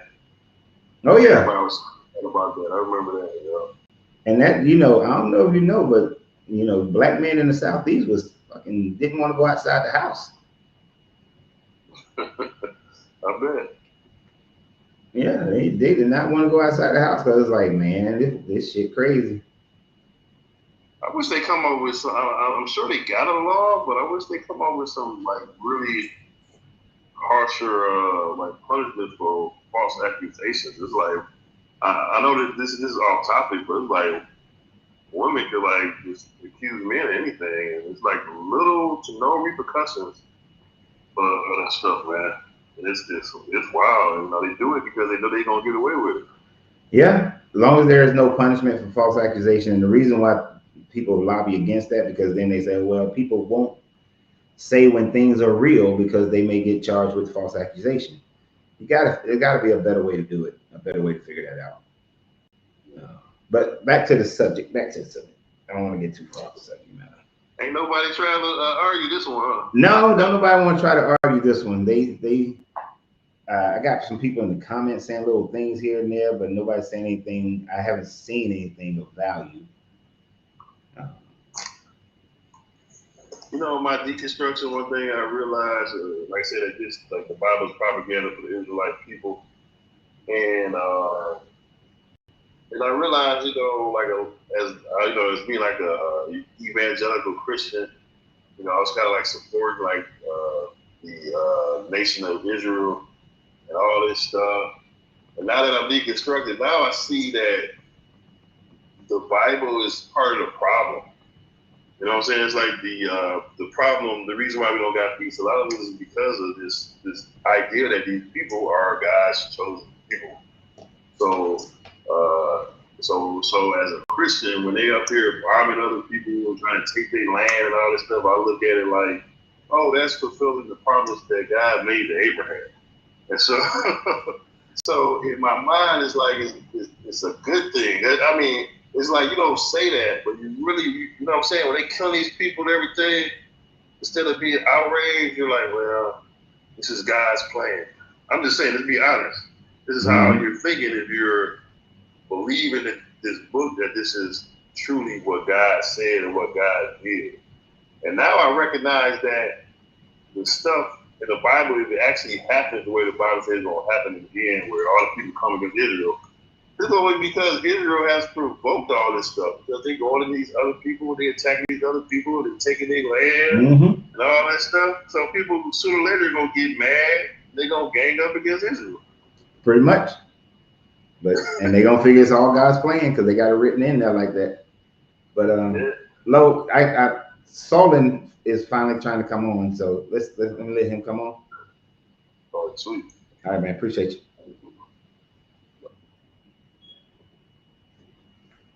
Solon. Am I saying that right? Yeah. Is it Solon or Solon? Solon. Solon, okay. All right. So are you over 21? Yeah. Okay. 39. 39. Are you a believer? Yeah, but not in a way that you've probably ever heard. Okay. So what God do you believe in? Well, I follow the Bible, and I would be considered a Christian. Okay. But I'm not, and I'll put it this way. I don't follow the mainstream Christianity. Okay. Like at all. All right. They don't like me. They usually kick me out. So. So do you know the story? So today's topic, do you know the story of Abraham and Sarah going to Egypt? Yeah. And Abraham and Sarah going to Amalek and Gerar? You know those two stories? Yes. Okay. So is there a justification of the story, or is Abraham and God running a con game? Well, it's kind of both, actually. What I would say is that the Bible is deeply misunderstood. The interpretation of it is not logical. There's a lot of contradictions within it. Okay. And a lot of people try to make excuses for the contradictions, but those contradictions are clues. They're clues to the true story that it's telling. Okay. So if I were to classify myself as a specific type of Christian, I would be closest affiliated with the Cathars. Okay. Do you know anything about the Cathars? I used to. I forgot. But well, they were exterminated by the church back in the 1300s. Okay. But okay, so what I'm asking then is there, did you hear me talk about these two stories? Yeah, no, I've been listening to you. So, I listened to you yesterday. So you had a very interesting conversation with several people about the lineages of Joseph. So was this so what? And you're saying, are you saying that the story is that I misunderstood the story? Well, the story is that everyone's misunderstood the story of the Bible, the story that it's telling. I'm talking about the story of Abraham. Okay, Yeah, the whole thing. So how from the beginning? So specifically, how did I misunderstand this story between? Not God. Huh? That's not God. That's talking to Abraham at that point. Okay. In the story. All right. So are you saying that is Yaldabaoth or the demiurge? Well, it's the devil. I stay within the Bible, the 66 books of the Bible. Okay. I don't use extra biblical texts. I only use the Bible. All right. But that would be the devil that's talking to Abraham at that point. All right. So then you see that story as an evil story then? Yes, 100%. I would say that you and I agree on a vast majority of the moral and ethical dilemmas within the Bible. 100%. Yeah. But there's a pattern within this story that tells a much different story. And it kind of answers a lot of the contradictions that people argue over. So what is the pattern in the story that I'm missing? Well, so the problem with the Abrahamic faiths is they all look at the Old Testament as a univocal story, where there's one voice and all of that voice is God. But that interpretation falls apart because there's dozens upon dozens of contradictions between the God of the Old Testament. Right? So the only way for the Bible to be logically true, in a sense that all of the contradictions are taken away, is if the Bible is read with two voices competing, right? And this is actually demonstrated within the Bible. Okay. So I'll give you an example, right? I want you to give me an example through the stories that Abraham. We'll talk about Abraham. In these particular stories. Well, this will explain who's talking in those two stories, because Abraham makes two separate covenants with two separate individuals right before this story occurs. Okay. Right? So the whole story of the Bible from the very beginning, do you acknowledge that the first two creation stories contradict each other in several ways? Well, yes, they contradict each other, but historically, these stories were written by two different groups of people. But the second group was trying to, so Genesis 1 was trying to explain Genesis 2 in greater detail. Not so much. Well, that's what we've been told, but that can't be logically true. No, it can. Well, not necessarily, because here, I'll give you at least 4 different ways that the first 2 chapters of Genesis contradict.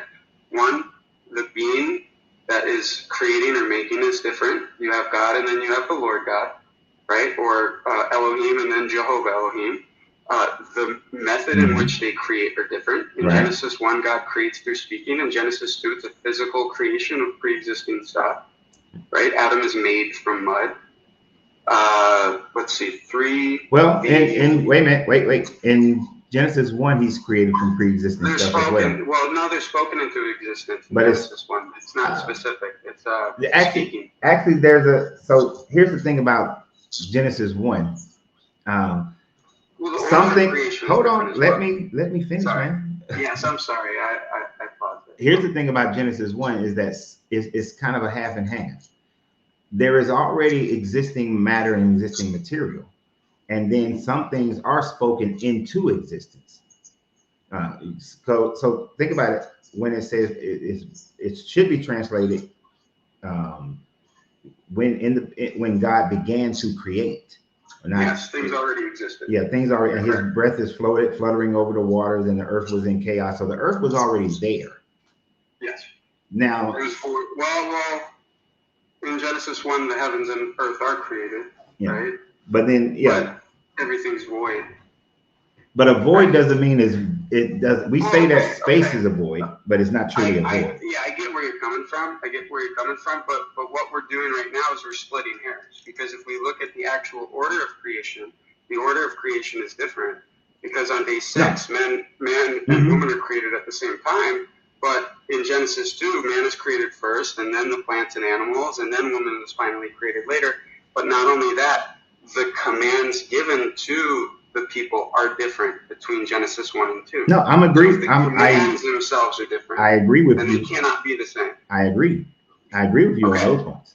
Perfect. Okay, so that's the basis of the story. In Genesis 1, there's blessing. In Genesis 2, there is no blessing. There is a man and woman created to till the ground, and then they're given a law that actually is an addition onto the law that was previously given. In Genesis 1, they're able to eat from any tree, but then in Genesis 2, they're told they're not allowed to eat from the tree of knowledge of good and evil. Right? Yep. So once they do that, death and curses enter into reality. Right? At the very end of the Bible, God restores everything back to the condition of Genesis 1 where there are no more death and curses. So the God at the end of the Bible is undoing the work of the Lord God from Genesis 2. I see. I see what you're saying. I don't have any disputes about what you're saying. So if you look at the blessing, this is very simple. If you look at the blessing, anytime a man is blessed by God, he falls, he stumbles, he falls into sin, he does something that's against. Okay. So and then another voice appears and gives him an alternative command that he follows. Okay, so I need you to get to Abraham. Yes. So with Abraham, when Abraham was blessed by the Most High God through Melchizedek, right, in Genesis 14, immediately after that, in Genesis 15, God appears to him, right? And he calls him Adonai Jehovah, which is Lord God. It's not Jehovah Elohim, the Lord God from Genesis 2. The Hebrew is specifically different. And he makes a covenant with him, right? So he blesses him, he makes a covenant with him, he makes a promise with him. And then in Genesis 16, Abraham falls and he sins, and he commits adultery and he takes on a second wife. And immediately after that, Jehovah shows up and says, I am the God Almighty. Well, wait, he doesn't commit adultery. It's not adultery. He does, because he took a second wife. That's not adultery. He wasn't patient. He didn't follow God's command. That's not adultery. Adultery is to have sex with another man's wife. It's polygamy. He just adds a new wife. I understand what you're saying, and the patriarchs have done polygamy. But the New Testament is very clear that it's a man and a wife, and polygamy is not a thing. No, it is still a thing. It's just the New Testament is very clear that a bishop or a bishop and a deacon should be a man of only one wife, and those are the only specifications of who should only have one wife. Well, in this case, then we could say that he doubted God and tried to fulfill God's promise on his own, thus sinning against God and opening up the door to Satan, who is the Lord in Genesis 17, which creates the circumcision covenant. And after that, I was just being specific about the adultery part. Now, him doubting. We can agree to disagree about polygamy. Him and his wife. The pattern is consistent. Him and his wife having doubts about this promise. Yeah, Sarah had doubts, so that doubt carried on to him, and he was a punk to Sarah anyway. And he did whatever Sarah told him to do. Yeah, I'm not saying he's good. He was blessed, and then he fell, and he started listening to the wrong voice. Now I'll give you. I can prove to you. You're giving me a whole lot of words and a whole bunch of stuff, but you're not on the subject matter here. What is it? Because once. What is it? How are you determining that what happened in these two stories that we're talking about is the devil that he's listening to? I need a straight line. A straight line? Yeah, just because let me tell you. Let's stop. You talk a lot, but you don't listen a lot. I am a very direct person. I don't like going 50, 11 miles just to go down the street. You see what I'm saying? So I need a straight line. How do I know that it's the devil? Yeah. Okay, because every time God appears to a person, this pattern occurs. They get blessed, they fall, another voice appears, And then a bunch of bad stuff happened. But the only person that doesn't happen to is Jesus Christ in the New Testament. He goes out, he's tempted, and he doesn't fall. So when you say fall, what do you mean by every single person? When you say fall, what do you mean by fall? They don't listen. They don't listen to what they're told, or they doubt, right? So like for instance, okay, when so Adonai shows up, okay, stop. When Abraham goes to Egypt because of the famine, he just tells them, hey, he just tells Sarah to tell them that you're my sister because I don't want them to kill me, and they'll do well by me if they think you're my sister. And she goes to Pharaoh, becomes his wife. That's adultery. Becomes his wife, and then Pharaoh finds out, and then gives Abraham and Sarah a whole bunch of stuff and let them leave. Where's the fall? I don't understand. What are you asking? Where's the fall? You said the pattern is the God tells him something. There's a fall. It's after the blessing. Okay. So Abraham wasn't a good dude. The original, if you go to Genesis 12, right? The original calling of Abraham is not actually recorded in the Bible. Because in Genesis 12:1, when we first get the call of Adam, it says, now the Lord had said unto Abraham. It's the same thing with Moses. The original calling of Moses wasn't actually recorded in the Bible, because Stephen said that when he unalived the Egyptian, he thought that the Israelites would understand that he was going to save them, that he was the one that God had chosen to deliver them.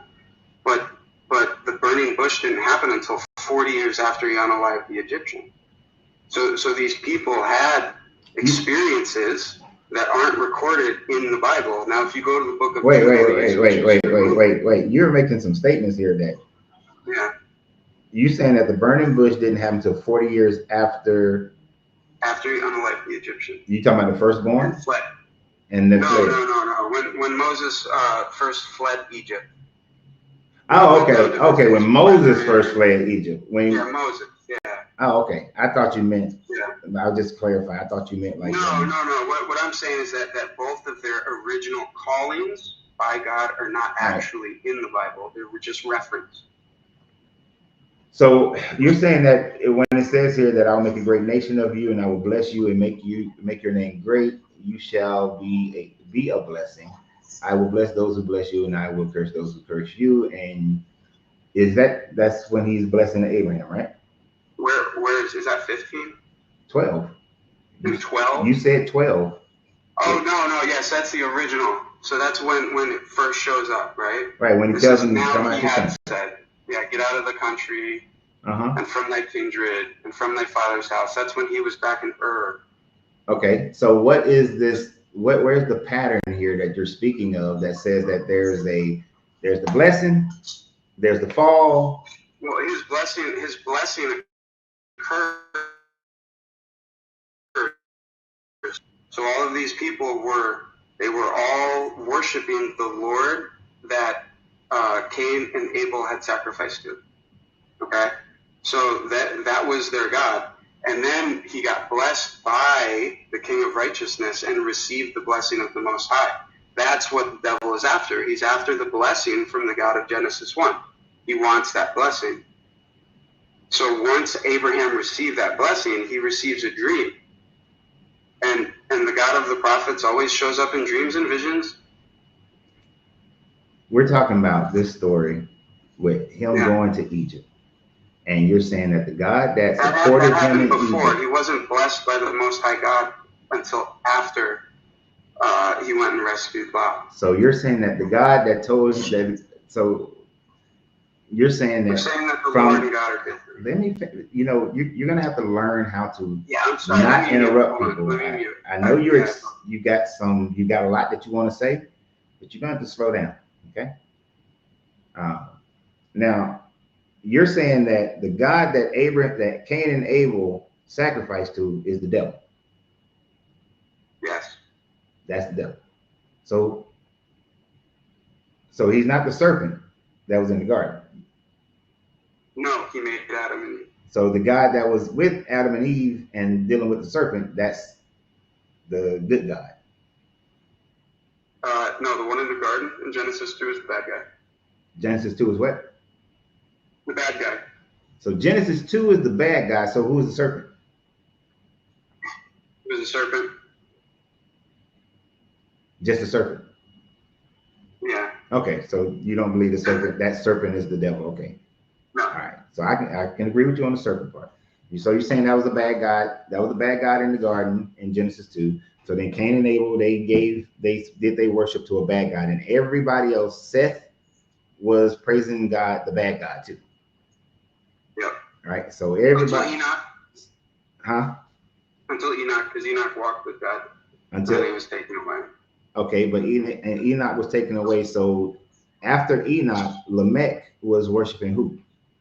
Oh, they were still worshiping the Lord. The good God. No, the bad one. So then the bad God is the one who did the flood. Yes. All right. And then everything else is still just the bad God. Well, the good God saved Noah. So how did Enoch know the good God, that he was worshiping the good God? Because it doesn't tell you anything. All it just says is that Enoch walked with the Lord. Yeah. I'm gonna be honest with you, because this is a whole lot of stuff that's going 11 different directions. It would seem to me that you're picking and choosing who's the good God, who's the bad God, depending upon the situation. Right? Now, you say that it literally says it in the Bible. No, it doesn't literally say it, because it doesn't literally, because in the Bible, even though we know it doesn't speak with univocality, this Bible is not saying anything in Genesis 12 about whether this is the good God or the bad God. It is all capital Lord, which is the tetragrammaton. This is, the Yod-Heh-Vah-Heh, little bullshit. And it just says that this God, this Lord, afflicted Pharaoh in his house because of Sarah, even though he didn't know. Abraham and Sarah gets blessed for their lies. You're just saying it's the bad guy. It seems like you're saying it's the bad guy because Abraham lied, and that's not a good thing. And then this God punishes somebody who did not know, so he has to be a bad God. Now, I agree this God is bad, but fluctuating between the good God and bad God at your whim just doesn't work, because Enoch, there's nothing about Enoch that says that was a good guy. Can I show you? If you got a straight line to it instead of all of that. Genesis 2:4. Do you have what do you have as far as reference materials? Do you have like Blue Letter Bible, or do you have like eSword, or like can you look at the Hebrew?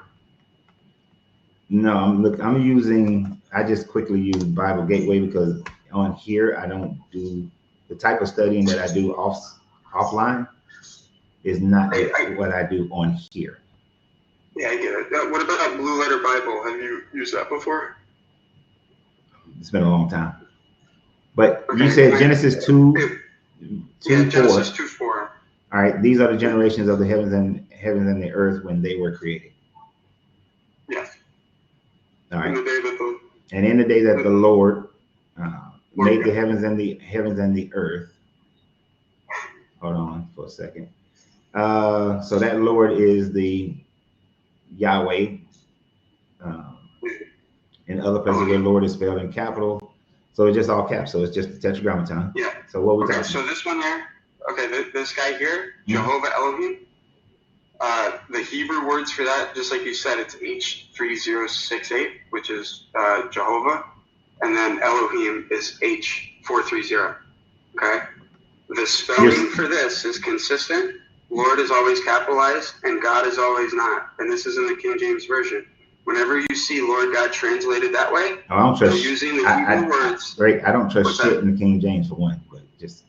Well, no. So the reason why I use the King James Version is because it accurately translates these two names, so you can actually see who's saying what, and you can actually tell the trajectory of the story being told. Yeah. And other Bibles don't. They combine these characters together, but these two characters constantly contradict each other. Okay. So this is the first one. This is the one that made this world and made Adam and Eve. And then the one that made the first covenant with Abraham is in Genesis 15. So if you go there and you go to Genesis 15:2, it says, and Abraham said, Lord God, but it's translated differently if you see it.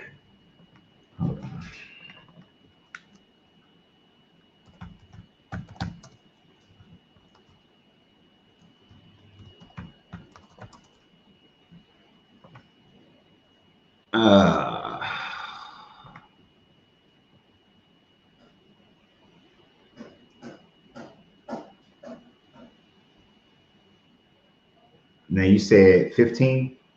Yeah, 15:2.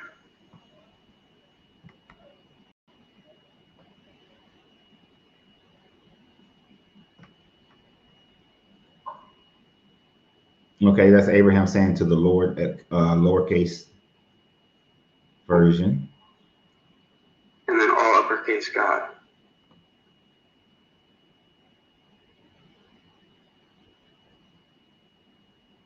And beholding this man, and Abraham the father sent you a family also.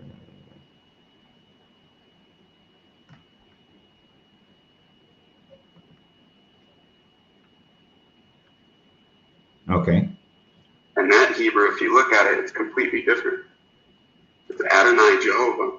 Well, what I use is when I'm trying to distinguish between Hebrew and English and Hebrew. Why did it switch on me? Fuck. Where did it go? Damn it, I just lost something. Hold on. I used, have you ever used Safari? Safari? Sefari? I don't believe so. Yes. You know, the Jewish text. Yep. Okay, you're looking at the Tanakh? Yep. Okay, yeah. So Genesis 15:2. So where it says Lord right there, that is Adonai. It's all lowercase, and then it says Jehovah.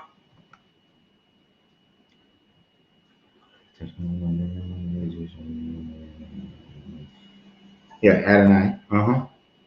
Yeah, so Adonai Jehovah. So Adonai Jehovah is the one that appeared to Abraham. Whenever Adonai Jehovah appears, he appears in a dream or a vision. The other one, Jehovah Elohim, was walking with Adam in the garden. Whenever he appears physically. So he's the one that showed up to Moses and wanted to unalive him because he wasn't circumcised. He's the one that showed up to Abraham and demanded circumcision. So there's two different Lord gods in the Old Testament, and everybody combined them into one. One of them is the God of Israel, and then the other one is the Maker. Mm-hmm. And they're against each other. But everybody's put them together and turned God into a monster, a narcissist with antisocial personality disorder. I hear what you're saying. All right. I hear what you're saying.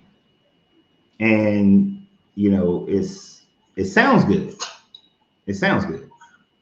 But what I'm looking for here is I'm going through chapter 12 in Safari. You're not going to find either of those Lord gods. I'm not going to find what? Chapter 12, 13 or 14. In chapter 12, it's the all caps tetragrammaton. Yod, there's the Yod He Vahe. So both these Lord gods claim to be Yod He Vahe.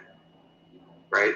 This is where they blanketed everything, right? And the Jews won't even say that word. Instead, they say Adonai. So they call God Adonai. They call everything Adonai. Okay. But the Bible itself has changed everything into basically Jehovah. Okay, so to me, it's like this is what you're doing, and no disrespect to your belief, is however you believe. But to me, it's like I said earlier, if you don't like the way that the God is acting in the Old Testament or the Bible, then you say that that's the evil God. If you like the way that this God is acting, then you say that's the good God. And to do that, you're splitting hairs between the all caps and the lower caps. In the lower caps, even when I was a Christian, we understood that the lower caps was not talking about the God, right? These could have been any other type of heavenly council beings, but it's not talking about the God. Anytime it's all caps, it's talking about the God. Right? And I grew up on the King James Bible when I was coming for the earlier parts of my life.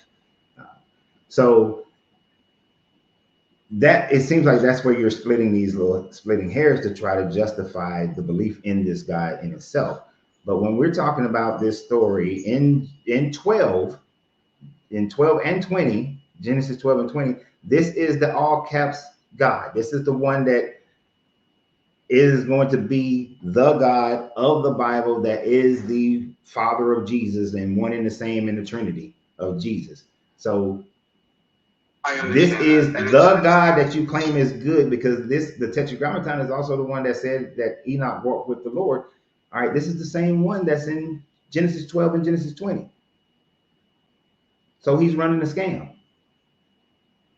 No, I understand where you're coming from, and I would agree. And if it happened once, that's a coincidence. But when the same thing happens more than one time, then it's a pattern. Yeah, and patterns happen because of a reason, right? So just hear me out, right? If you look at what happened to Abraham, okay, he's doing all this stuff. He ends up taking in his nephew, right? His nephew gets in trouble. He goes, he rescues his nephew. He ends up getting the blessing of the Most High God. And then he makes a covenant with Adonai Jehovah. Every time that he references God, after that, he calls God Adonai. Right? He then marries Hagar. He then makes this covenant with God Almighty. Right? El Shaddai in Genesis 17. And then in Genesis 18, Sodom and Gomorrah happened. Okay? In Genesis 17, this is what he ended up. Let's see here. Where is? Your argument is not convincing at all. You're switching back and forth. No. Hold on. El Shaddai. Yeah, God Almighty appeared in Genesis 17, and then in Genesis 18, he witnesses Sodom and Gomorrah. Okay, so when these three men show up, Abraham runs over and he's all excited, and he calls him Adonai. He calls God, who he thinks God, Adonai, 4 times, while he's begging for him not to destroy Sodom and Gomorrah. And then after he witnesses Sodom and Gomorrah happen, he never calls him Adonai again. So he understood that something changed, okay? If you look at what happened to Moses, the same thing happened to Moses. Adonai Jehovah appeared to him in the burning bush. In chapter 4, he lied. The anger of the Lord was kindled against him, who is Satan. And then a man shows up and wants to unalive him.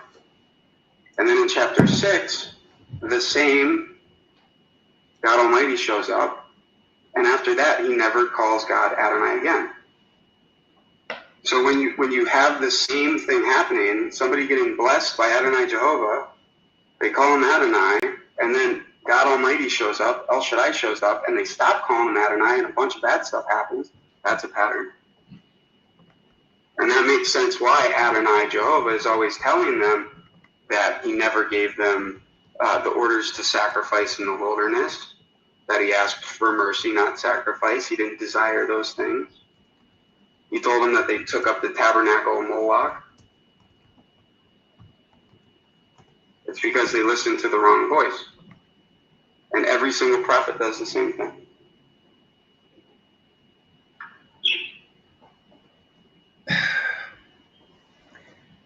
Dude, I think you found some pattern, something that you see as a pattern.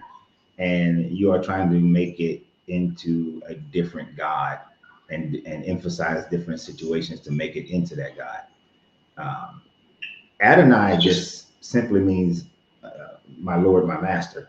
You know, that's what we've been told. It's just the supreme deity of the authority over rulership. He's the supreme God. He's the big dude. He's Adonai is used because they felt that they couldn't say the Tetragrammaton, so they used Adonai to replace it as the divine name of God, right? I know that's what we've been told. And that's what I'm stop telling you. Interrupt. Did I interrupt you? Did I do? Oh no, I apologize. Sorry. But see, here's a pattern. You interrupt me, then I apologize. Then you interrupt me, I apologize. Then that means your apologies are not true. It's not a true apology. Since we're talking about patterns, but you see how I can just create a pattern and decide what your emotion and mental thoughts are about your apology, because I can create a pattern out of what we've gone through over the last 10, 15 minutes. And in that, you're creating a pattern out of something in this Bible, because El Shaddai just also means God Almighty. That's it, which is God Almighty is the ultimate power, the creator of God, the same thing. It is not a reference to some devil or anything like that. So in the same way that I just created a pattern out of your interrupting me and then decided what your feelings are, but I don't know your true feelings, but I decided what your feelings are. You are creating a pattern out of the different usages of El Shaddai and Adonai, when they both mean the same thing. And they're both just trying not to use the Tetragrammaton because they thought that if you speak the name of the Lord, you might have some issues and all this sort of thing. But the whole thing was in Genesis 12, you're saying that's an evil God. See, we was cool at that point, but now you went to all this other stuff, which is not making sense, because now the fact of the matter is you are trying to justify that this God exists. When I say that this is a evil writing of a God that people believe in, that we should not believe in at all. Because this personality of this God that we're going to con game and have chosen people and punish people who ain't have shit to do with the story should not be worshiped at all.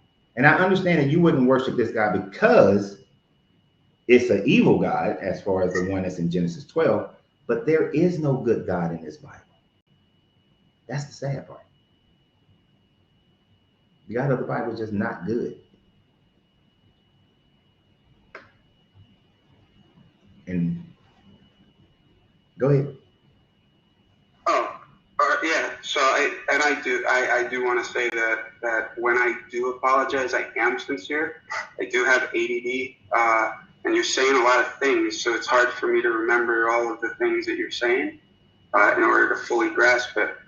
And when you pause, there's a little bit of a gap between your sentences, so it's hard for me to really understand when you're done talking. So I'm trying. I do have to leave shortly in order to go pick up my daughter from school, but I totally understand where you're coming from, and I get it.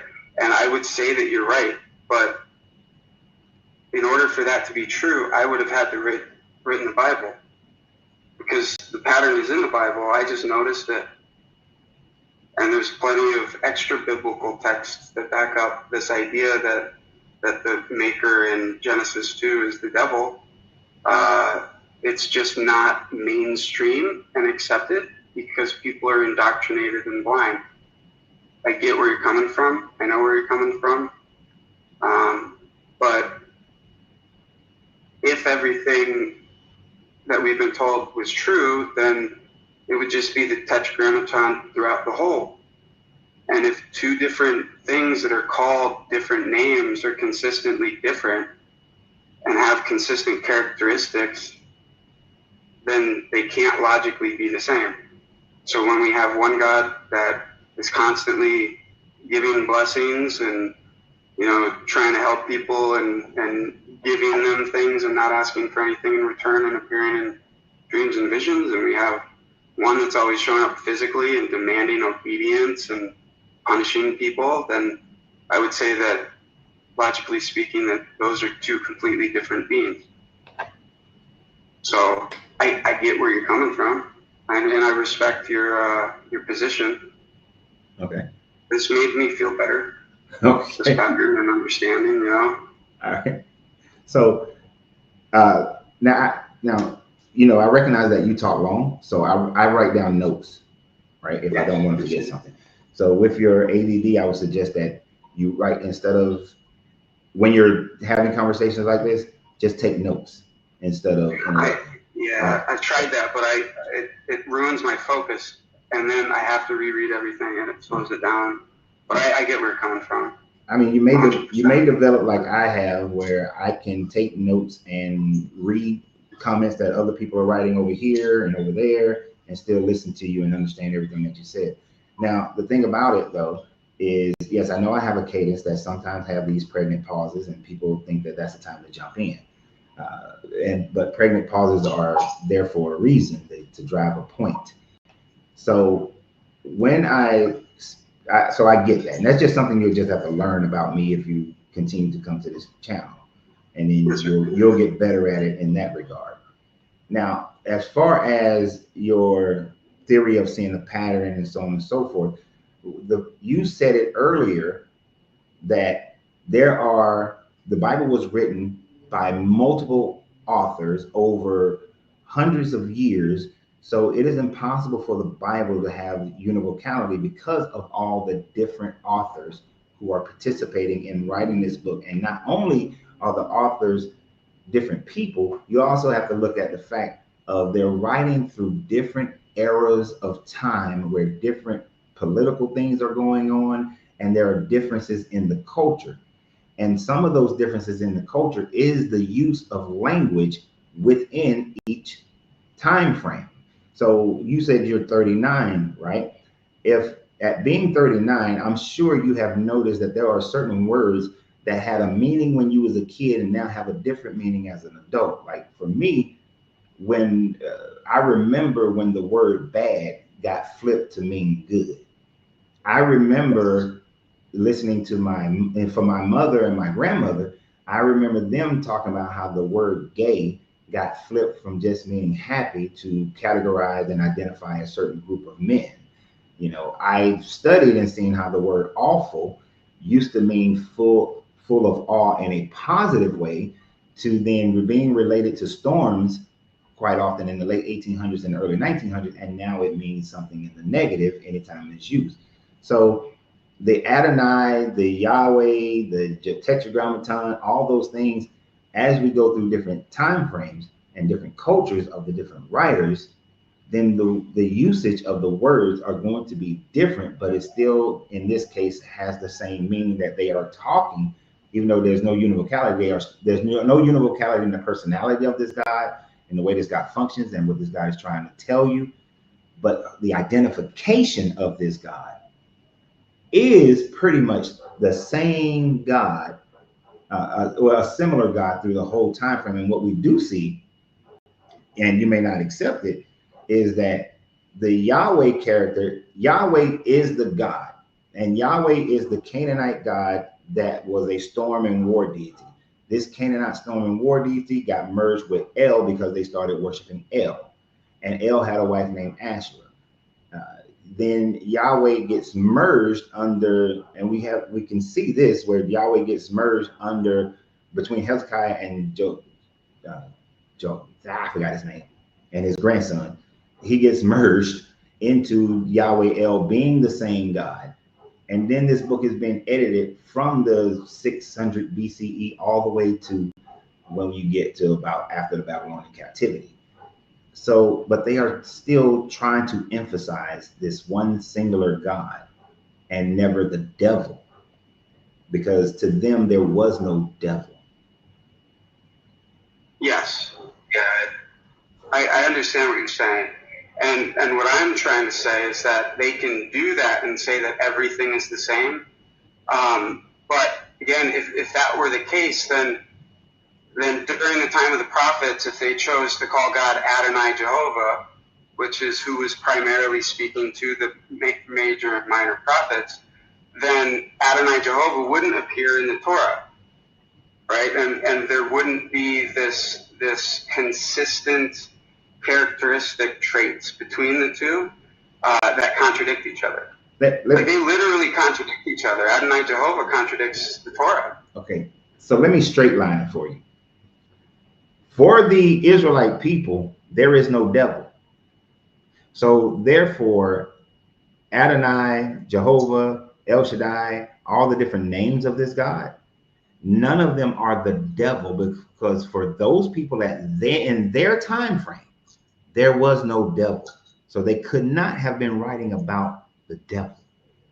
They were writing about the God that they believed in was their all-powerful, loving God for them, who had its personality issues for sure. I get it. Yeah, I get what you're saying. But if you take these two voices and you separate them, and you understand that one is the high God and the other one is the deceiver or the fallen one, then the actual Old Testament and the New Testament tell one cohesive story from the very beginning until the very end. No, it doesn't. It does not, and it is not. You are missing the key component that for the writers at the time frame, throughout all of the BCE era, the Israelite people, well, I would say up until about 1st century, 2nd century BCE, but prior to 1st and 2nd century BCE, the Israelite people, the Israelite religion does not have a devil. It didn't have a devil. It didn't have a bad God.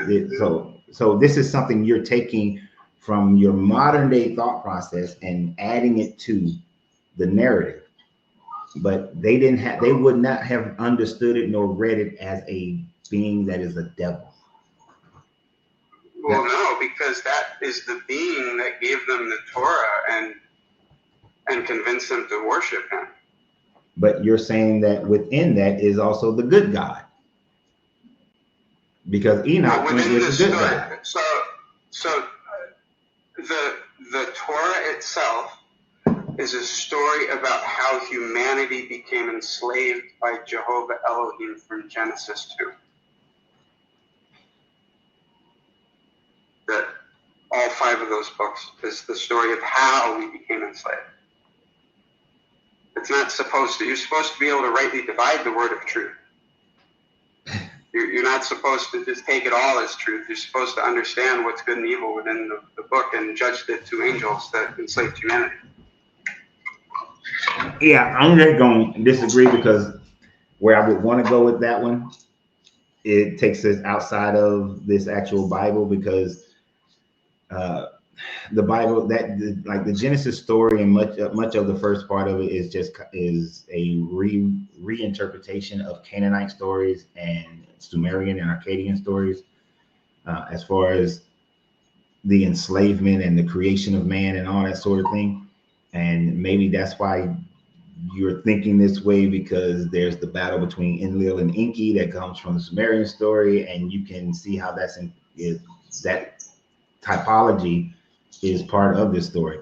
But as far as how they wrote it and how they understood it for themselves, this is the last time I'm gonna say it. There was no devil. This is all the one high almighty God for them, and this was their God. And they believed that other people's gods existed for them, but this was their God. There's no devil. There's no hell. There's none of that to these people in the Old Testament.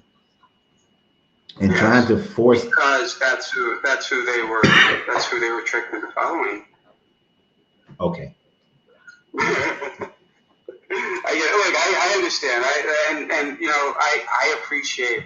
I'm going to be honest. Like, everybody always kicks me out, no matter where I go. I could be talking to an atheist, a Christian, a pagan. Nobody wants to hear what I have to say. Well, but I've done extensive research on this specific topic and this specific pattern. I'm gonna be honest with you. I believe that people just get fatigued with having to repeat themselves, and it doesn't matter. You're just gonna regurgitate your same stance without critically thinking through what they're saying. Like, I took the time to go and look at the the Hebrew Tanakh to English and look at the actual words and think through it, contemplate it but it would seem that you don't do that. You do the thing where I say that they didn't have a concept of a devil in their story. Oh yeah, right. But let me restate what I wanted to say. That just shows that what I said, you didn't take into consideration at all. So that's probably why people don't want to talk to you. Well, I've considered that. I've considered those things in the past. I've considered all of those things. I've questioned this many times, and for me, the truth shouldn't contradict itself. And when I see all of the contradictions falling away because of a different telling of the same story and a different understanding of the same story, it leads me to believe that it's closer to truth. Now, is it the ultimate truth, or are we just misunderstanding a fairy tale and how the fairy tale is being told? It could just be a fairy tale. Well, I do mean to interrupt you, but all the contradictions don't fall away based on that one line of thought alone.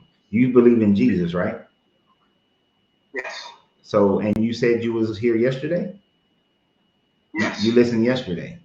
All right. So yes. If you listen yesterday, I have 2 minutes. Okay. So if you listen yesterday, then there is the good God and the bad God has nothing to do with the contradiction of the timeline of the birth of Jesus.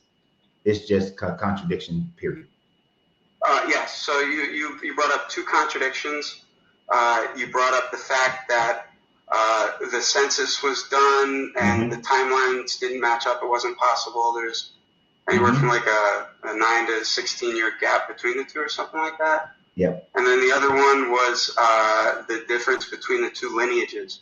Well, one being 62 generations, the other one being 77. Actually, somebody else brought that up. I was talking about the other thing that I brought up. That was the main thing was one says they went to Egypt, the other says they went back to Galilee. Can't be in 2 places at the same time. Yeah.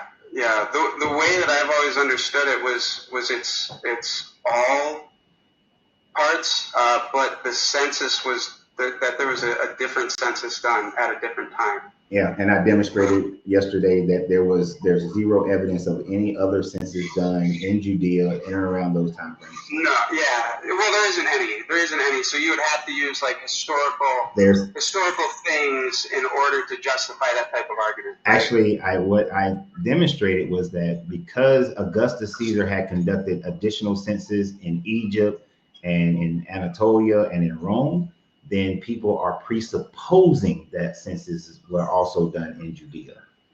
So, and that's why every one of those scholars or so-called scholars who claim that it's a possibility of another census, they always say maybe and possibly, just because something was done in another area, right? Yeah. So, well, and that's not plausible. Yeah. So. Like, just consider this, and then I got to bounce. It's been great speaking with you. You know, I apologize again, but for interrupting. But consider this: people always have a habit of repeating things that are successful, right? And if you look at any time that there's been a mass genocide of Israelite children, it's happened in the Bible during the Egyptians, right? The Egyptians There were the Israelites. That's why Moses was put in a bank. Yeah, we're killing all the boys under 2 in Egypt. And Moses was put in a basket. There's no history of that ever happening in Egypt. That is only a biblical claim. Right, okay, yeah. But hold on. This is what I'm saying, right? That happened once. It happened when Jesus was a baby. There was a genocide, and then it happened 70 years ago. There's no proof. During that most recent one, there were illegal censuses done in order to count children. The only reason to perform a census is to count children. There's no proof of Herod committing a genocide. There's no proof that the Thutmose III, which would have been the pharaoh during that time frame, committed a genocide. These are just claims that the Bible is making. Just because the Bible makes a claim. And the main reason that Rome produced census was for taxation. It had nothing to do with children being killed. It was all about that money.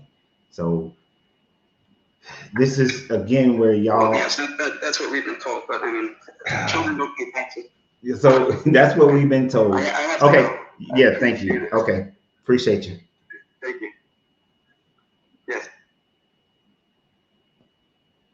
You know, the worst way to defend your argument is to use that's what we've been told. That's what we've been told. When you say that's what we've been told, then you're basically just saying that I don't care what information is presented and how much of that information is presented and whether or not that information is correct. And I'm not even going to critically think through whether or not it is correct. I'm just going to say that they're lying. And I'm going to say they, because they is the most villainous group ever, is the they.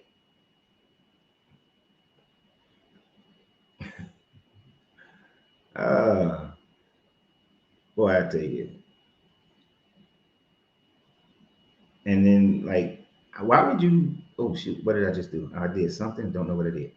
Well, I wouldn't accept. And somebody said over here, this kind of, you're gonna accept. You're gonna look at a book. And this book's supposed to be the inspired word of God, but you're gonna say that it has flaws and it has all these other issues. But you got to have some special code. This is the same thing when people's like, "Oh, I got discernment. I can discern and split the truth and all this sort of thing." So this guy wrote a book and presented it to all these people, but everybody got their own discernment, and because of those on their individual discernments, this is why you got 11 different variations of Christianity, because everybody's own discernment is breaking down the real truth of this Bible. And depending upon how charismatic you are, that's going to determine how many people follow your version of it, you know. So like if Martin Luther hadn't been the one to write his thesis, and it was, you know, I don't know, David Jenkins. David Jenkins is not as correct, charismatic as Martin Luther, so the Protestant Reformation would have never started under David Jenkins. But because Martin Luther did it. So it's always a charismatic person who starts a new variation, a new version of it. But everybody got their own discernment. Sister Mary Lou got her own discernment of it, but she ain't charismatic. So ain't nobody following hers. But she believes that she got the Holy Spirit that's embodied within her to discern this information. You know, Fred got his own discernment. We know ain't nobody following Fred. I'm talking about Fred Adams now that I got two Freds over there on Facebook and YouTube, right? We know ain't nobody gonna follow Fred Adams because Fred Adams keeps saying the same stupid shit over and over and over and over and over and over and over again, and struggles to form a sentence. I'm not trying to pick on Fred, I'm just using it as an example of a certain type of personality is required in order to start a whole new religion and to follow it, or a thought process. And my man here, I can tell you, Solon has enough information that if he talked long enough, people will become so confused that they will then shrink themselves and think that he's right and start following what he says, right? And that's a trick that people use in order to get people to follow them. This is one of the reasons why, you know, people interrupt me because I use pregnant pauses. One of the reasons why I do that is because I want people to have the opportunity to think about what I'm saying. That way, they're thinking for themselves. But when you have a person like Solomon who just runs and runs and runs and says, and if you look at Genesis 15, and then when he said they used the word Adonai on that one, and then in Genesis, and then later on, because he was being blessed, and then the blessing, then he fell, and then you go to Genesis 20, and then in Genesis 20 they use the word El Shaddai, and in this one he was giving up to the Lord. But then you go back to Genesis 4, and then you talk about Enoch, and Enoch walked with God, and Enoch never saw God, and that was the real God, the true God. But when you go look at what happened between Seth and all the generations, they was worshiping the evil God because they made the sacrifice, and the sacrifice for the evil God, and then there's always a fall at the end of that. But if we look at what Abraham had when he made the first covenant, before he was with the real God, but then when the three other people came up, that was with the fake God, because then he didn't use the word Adonai anymore. Just like the same thing with Moses. When you go back to Moses, and Moses was, see, you run off a whole bunch of that, and people can't keep up with what you're saying, then you get caught. People get caught up in it, and they think that, wow, he just Moses, he connected all these different things. He connected. I need to sit up under that person and study so I can connect, and I can see the pattern. No, it's a trick. It's one of those tricks. And I'm not saying that Solon is doing it as a trick on purpose. I think he actually believes in what he believes in. But that's how people get confused. Yeah. This is why I try to go into a straight line. So the straight line here is that this God, Abraham, ran a con. This God, Abraham, and it's the same damn God. To the writers of this book, and it is the same God. Yes, they give this guy so many different personalities, but it's the same God, no matter how you slice it. And if Jesus is saying that he is one with this God, because I wanted to get into that with him, but if Jesus is claiming that he and this God is one, I'm pretty sure he's gonna say, well, that's not the God. He's talking about the good God version of the Old Testament. But there ain't nothing about that going on. Jesus and this guy is supposed to be one. God of Abraham, Isaac, and Jacob. No, not going for it. Okay, I can't even. I can't speak Greek, but Kupi. Your name is written in Greek. How do I say it? It's Kyrie. Say it one more time. Kyrie. Kyrie? Yep. Kyrie. Kyrie. Okay, I might mess it up a couple times, but. No, you're good, brother. I got you. All right, so are you over 21? I am. I'm 26. All right, and are you a believer? I am, yeah. I'm an Orthodox Christian. Okay. Which Orthodox Christian from where? Florida. Okay. That matters because I was just checking with the Greek name on there. I didn't know if it was Greek Orthodox or. Yeah, I'm Greek Orthodox. Okay. All right. So, do you know of the Genesis chapter 12 and Genesis 20? I've read it a few times. You'd have to remind me of the story. So the short version of the story is that in Genesis 12, Abraham, because of the famine, goes to Egypt. When he gets to Egypt, he tells Sarah, "Tell everybody you're my sister because I don't want them people to kill me but they'll also do good by me because you're so pretty and so fine that they won't do well by me." Pharaoh's guys see her and they like, "Oh, that's this hot chick is in town." Pharaoh brings her to his house. Pharaoh marries her by having sex with her. Goes to Abraham like, "Why didn't you tell me about your wife?" And then Abraham's like, "Because I thought y'all might kill me." Oh, but first Pharaoh paid the wedding dowry to Abraham too, so he got some goats and slaves and all that kind of stuff. So then when Pharaoh finds out, he's like, "Man, take your wife, take all your stuff, and get the hell out." Right? 20 is the similar story, except it's very similar. He goes to Gerar. He goes to King Amalek. He tells Sarah, "Tell him that you're my sister again." In fact, I always tell him that you're my sister because they might kill me. Amalek is like, "Okay, fine." He brings her into his house, but now none of the women in the house can have a baby. So Amalek has a dream, and his God comes to Amalek and says, "Look, dude, I'm gonna kill you because you brought Sarah into your house and she's married." And he's like, "Well, I didn't know she was married. I did this in all integrity and honesty, and I didn't know." And this guy is like, "Yeah, I know you didn't know, but even though you didn't know, I still need you to pray, get Abraham to pray for you so I won't kill you, because if he pray for you, then I won't kill you, even though I know that you didn't do it on purpose. And you need to restore Sarah." And so he gives Sarah back, pays Abraham a whole bunch of stuff, a whole bunch of gold, some silver, some animals, some slaves, and then gets convinced Abraham to pray for him. So now Amalek doesn't die, and then he gets to go and live in Gerar, in the land of Gerar. You remember that? Okay, so what's the argument for this? So that's a con job. Very curious. So Abraham tells a lie. Now Sarah is his sister, but is also his wife.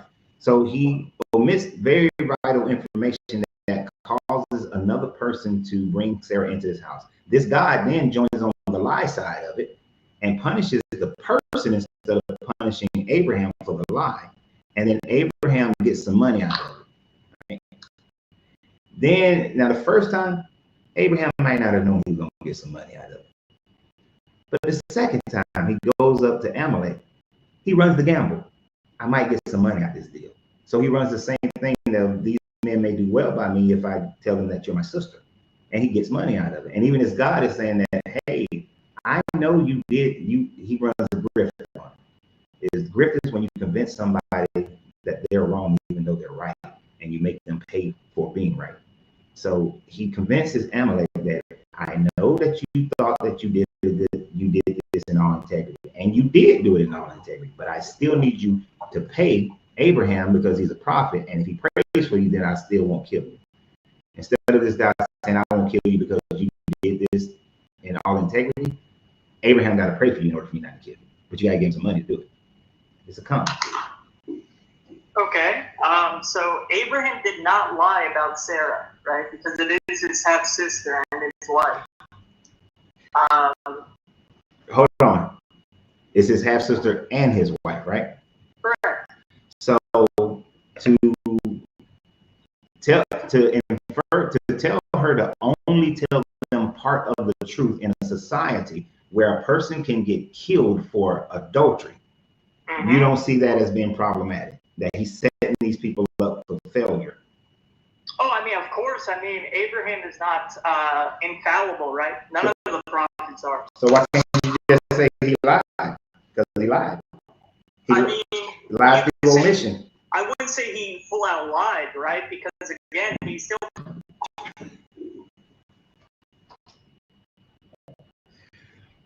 But did he lie by omission? Sure. Okay, he lied then. Okay. So I'm still curious. So your thing about this is he's a con man because God told them they have to pay him and he'll pray, and then God won't kill them, right? As far as the Amalek version, yes. Yeah, that God participated. That this guy participated in the. Well, in both versions, this guy participated in the con because he's punishing the people who didn't do anything wrong if they didn't do anything wrong based on their knowledge and thought process. Oh, he might have a phone call. No, I'm here. I'm looking at. I'm reading the verses in depth right now. So I can still hear you. You just won't be able to hear me. Okay, right. So yeah. So when you have a situation where the God of this Bible is supposed to be this good God, allows, instead of saying, well, these dudes didn't know that was your wife, and you kind of set them up. I'm gonna punish the shit out you, Abraham. But no, instead he punishes the Pharaoh and he punishes Amalek. So do you know why Abraham lied? Because he was a punk. I'm gonna be honest with you, because he was a punk. No, because he was scared Pharaoh was gonna kill him. Right. Because of Sarah's beauty. Yeah, he was a punk. He told him it's his sister. Yeah, he was a punk. I mean, I would do the same thing, right? Okay, I'm not gonna directly call you a punk to your face then, but you've already heard my thoughts on Abraham on that one. Let me keep reading. You say you're in Florida, right? Yes, sir. All right. So I used to live in Florida, right? And I was a Marine in Florida. So what you're telling me is that if you and your wife came to my Marine compound in Florida, but you know that but you think if I go to this compound, if those Marines find out that you're my wife instead of my sister, then they might kick my ass, and because they want you because you're so fine. So you come on the compound and you tell us that's your sister, and then we take her in the back room and shakalaka boom boom your sister. What kind of man are you? This is completely a different time, right? This is a what if. But it's the same scenario. He was afraid that they would kill him because she looked so good, and because she looked so good, they would take her. They would want to take her. So in order to take her, they have to kill Abraham because she has to be a widow before they can take her. Right? Right. So he's afraid that they would kill him.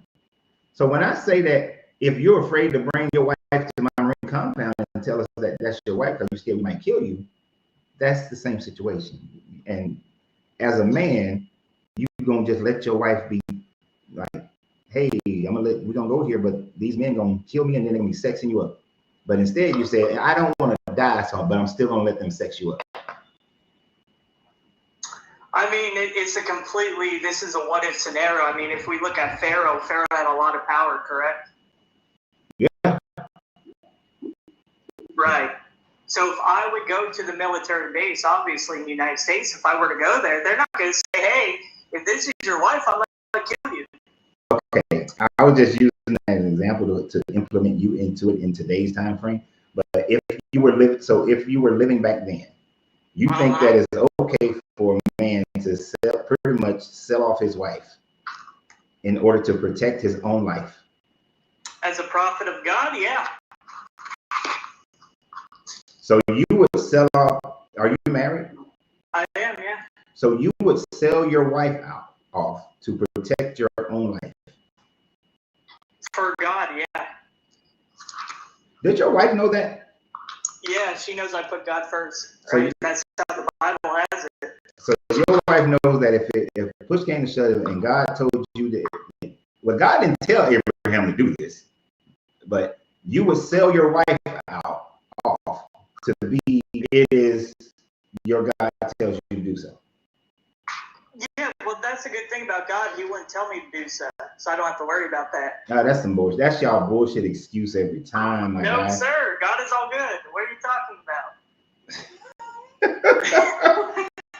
So God is all good, but he told them when it was, I think they was dealing with the Ammonites, to kill all the men, kill all the women, kill all the baby boys, take the young girls who have not known a man as your wife. To take those virgin young girls, who some would have been 2-3 years old now, but to take those little girls and make them your wives, that is a good God. So you're kind of strawmanning God's position here, right? No, I'm not strawmanning nothing. That's what the Bible says. You are, because there's verses in the Bible that talk clearly. Understand. Understand. I do mean to cut you off on this one so that there is clarification. Am I saying that they essayed the girls when they were 2-3 years old immediately? No, I'm not saying that. Am I saying they would have waited for them to at least for them to have their period? Because in their time frame, as soon as a girl has her menstrual cycle, that's when she becomes a woman and is eligible for marriage. Not really. Yes. See, historically was age 14. Okay, it's so not better, but it's still bad. The first thing, the women did not have consent. But even at 14, if I gave you 14, these grown ass men are still forcing women to become their wives, whose family members were brutally murdered by these very same men, and now they have to submit sexually and culturally and home-wise to the conquerors and murderers of their fathers and brothers and mothers. That's your good God. Absolutely, because do you know what the Canaanites and the Amalekites were? Here we go. They were doing child sacrifice. They was doing evil things. They was doing all of that, right? Can you name all those evil things? They weren't. There's nothing that says that they were doing evil things outside of your Bible. Yes, there is. Numbers 15 is the whole context. I said outside of your Bible. You didn't hear everything I said. Outside of your Bible. Because when we look at archaeology, the Israelites were also performing child sacrifice. Oh, were they? Yes. There's a temple. There's temples that have demonstrated that they were, especially, and most of the temples in the northern Israel, were performing child sacrifice. So you can get off that's a high horse that a lot of believers like to jump on, because that's what's been repeated over and over again. But it's planning, it's just pain for them the whole time frame. This Canaanite deity that became their God it hasn't had the same personality through the entirety of the Old Testament. Oh, absolutely. Can you show me this evidence, though, outside the Bible that shows Israelites were sacrificing babies?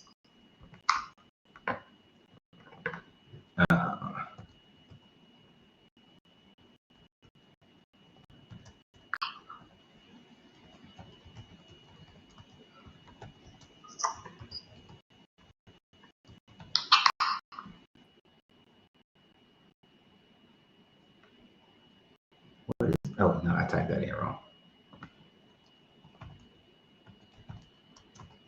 Like, I was wondering why it didn't give me.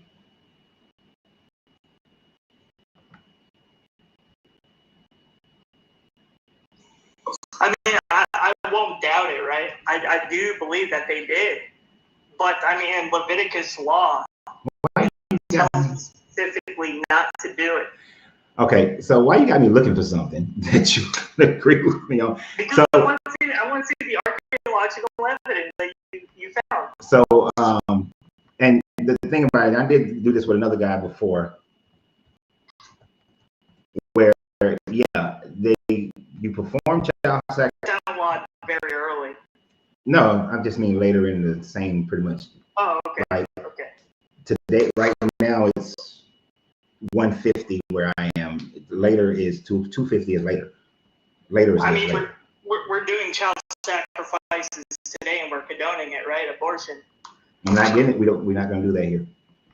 I don't do political conversations like that. So. No, it's not even political, right? It's just it's the truth.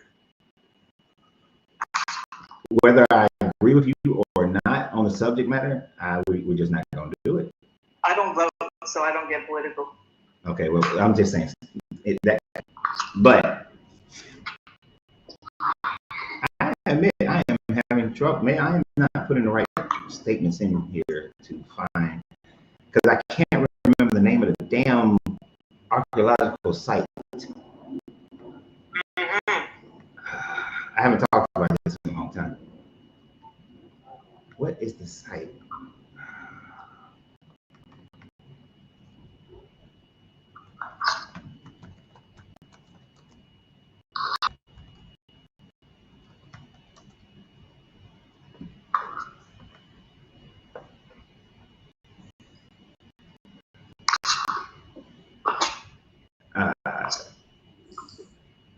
Southern Israel at Gezer has yielded controversial evidence of child sacrifice.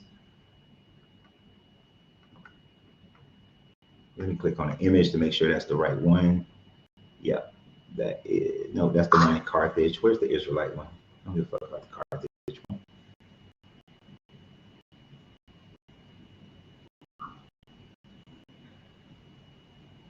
Sometimes I hate the internet. It gets flooded by other people's information. I am not looking for the Carthage one. Like, it brings up Gezer, Gezer. You can't find it, it's fine. I mean, I believe you, right? Because I forgot who God was, right? I ain't gonna say, I am not gonna give them the justification of forgetting who this guy was. I mean, that's biblical. It happened. Yeah, just so I don't want to bog the show down right now, but it's an archaeological site in Gezer, Gezer.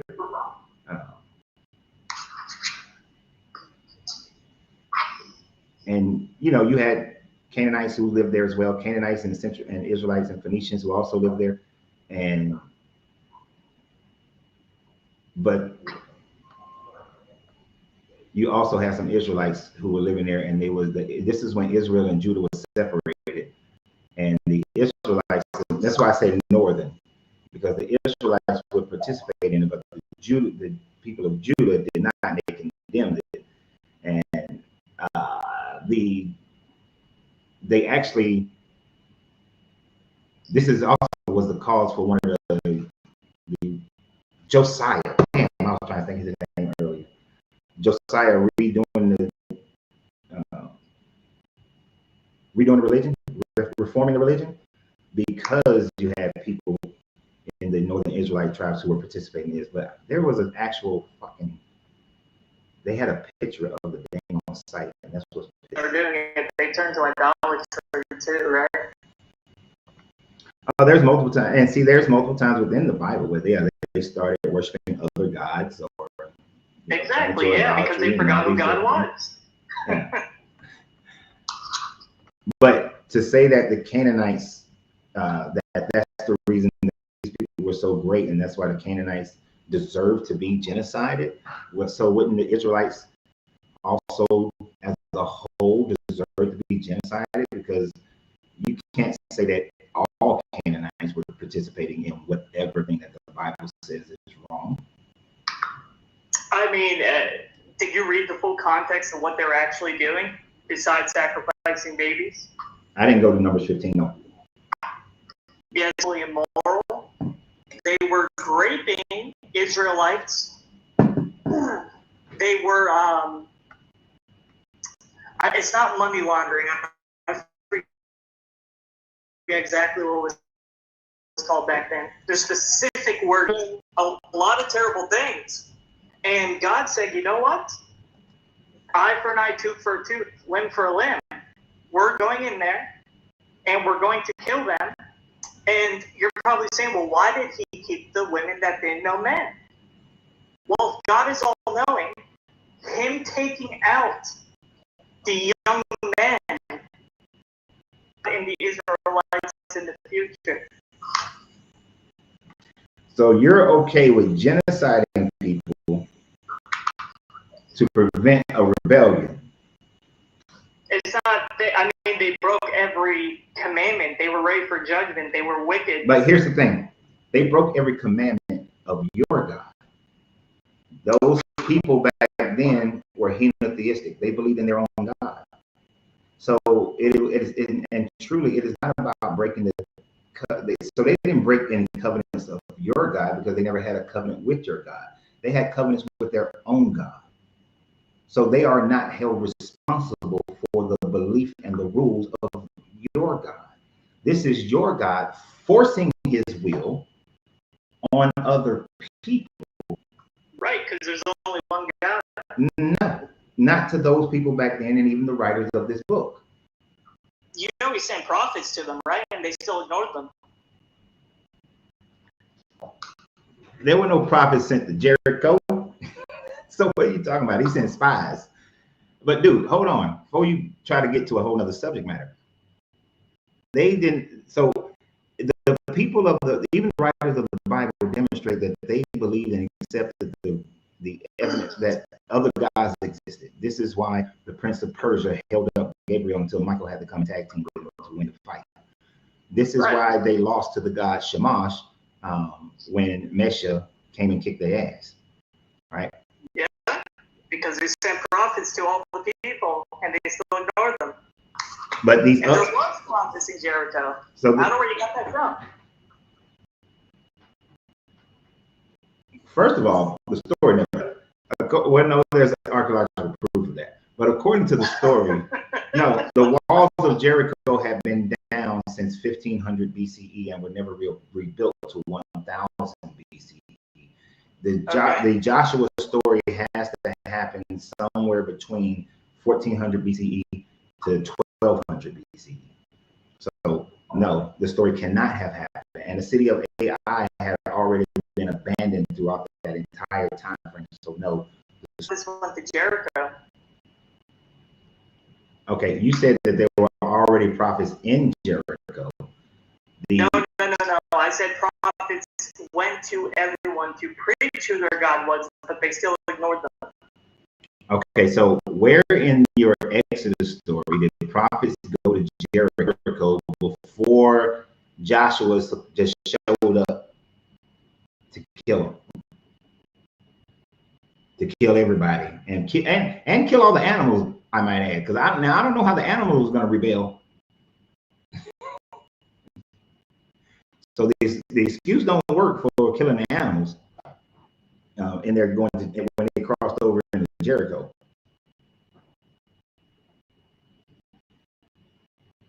Okay, so we have second.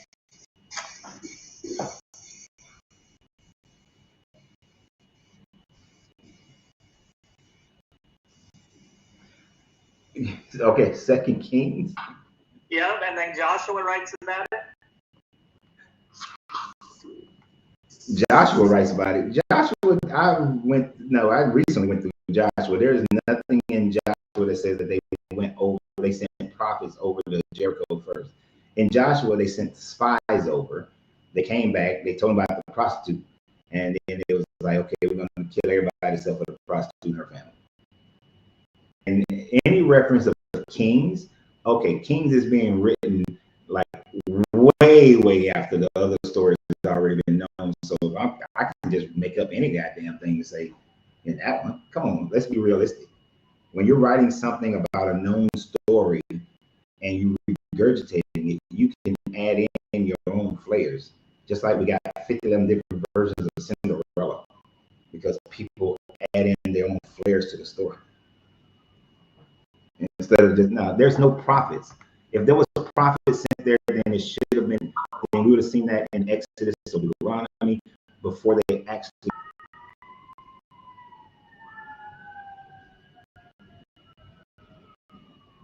That's see, what happens is you want to make your God seem like it's a good God, but he's just simply not a good God.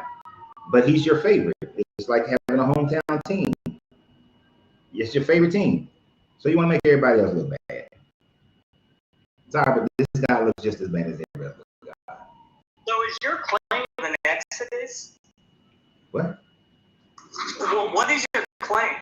Because you're telling me that it has to say in Exodus about the prophet going to Jericho, but are you talking about the Canaanites and the Amalekites were genocided in Exodus? No, the Canaanites of Jericho, the city of Jericho, were genocided in Joshua, right? The prior to Joshua is your whole Deuteronomy and Leviticus and the whole Exodus story is in those books. They came into Jericho and just genocided those people who believed their God promised in that land. You said that he sent prophets to Jericho, but what I'm saying is there is nothing in the Exodus story that shows that prophets were sent to Jericho before they just showed up and genocided those people, according to the story.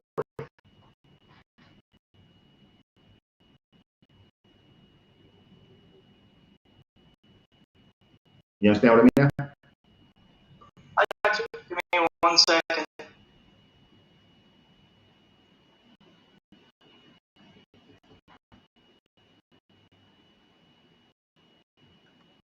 Come on, man. Dead air is not good. I used to do a radio show for a slight little period of time. They used to, my first 2 shows I got fussed out because I had dead air every now and then. I'm just reading the church fathers on this quick. Give me 1 second. No, not the church. They don't. They have no authority. They have their opinion. That's all they have is their opinion. The Nations of Antioch Has an opinion. We have Polycarp, Clement of Rome. They don't have authority? No, they have opinions, but not authority. Really? So they were never ordained as bishops? Okay, so they don't have any. You may give them authority, but for me, they have no authority. They're ordination who didn't even understand how clouds work yet. Yeah, no. The Bible. They what? I said without them, we wouldn't have the Bible. I know somebody couldn't have just shot them way back then. We would have been so much better off. Because the Bible has been more damaged to the world than anything than benefit. Yeah, and you only have the Bible that they decided that you should have. You don't have something that says this is the true word of God that has never been changed and has always been the same. You have what they said. This seems good, and these 4 gospels match up, and these letters match up. So let's make this into our Bible and get rid of. That's why there's a Greek and the Hebrew. It still doesn't matter. It doesn't change the fact that they picked and chose which ones that they like that have a favorable message for them. Figure out what's Gnostic and what's actual scripture. You have varying groups of Christianity. The only reason the version of the Bible that you actually have nowadays is because the Romans sided with the Orthodox Orthodox Christians. That's it. That's the only reason. It's not about who did the most scholarly research and so on. If Constantine had sided with the Gnostics, then you'd be following. Argued against icons, and he said, no, we will not have icons in the church. And the Ecumenical Council overruled his decision. So the emperor does not have authority. They only have authority to host ecumenical councils, but no decisions made in those ecumenical councils. You are sorely missing the point that I was making. No, I get exactly. When Constantine invited the bishops, Constantine, like the Gnostics, they would be in the Bible, but that's far from bishops that were invited to the Council of Nicaea were the Orthodox, and very few Gnostics were invited.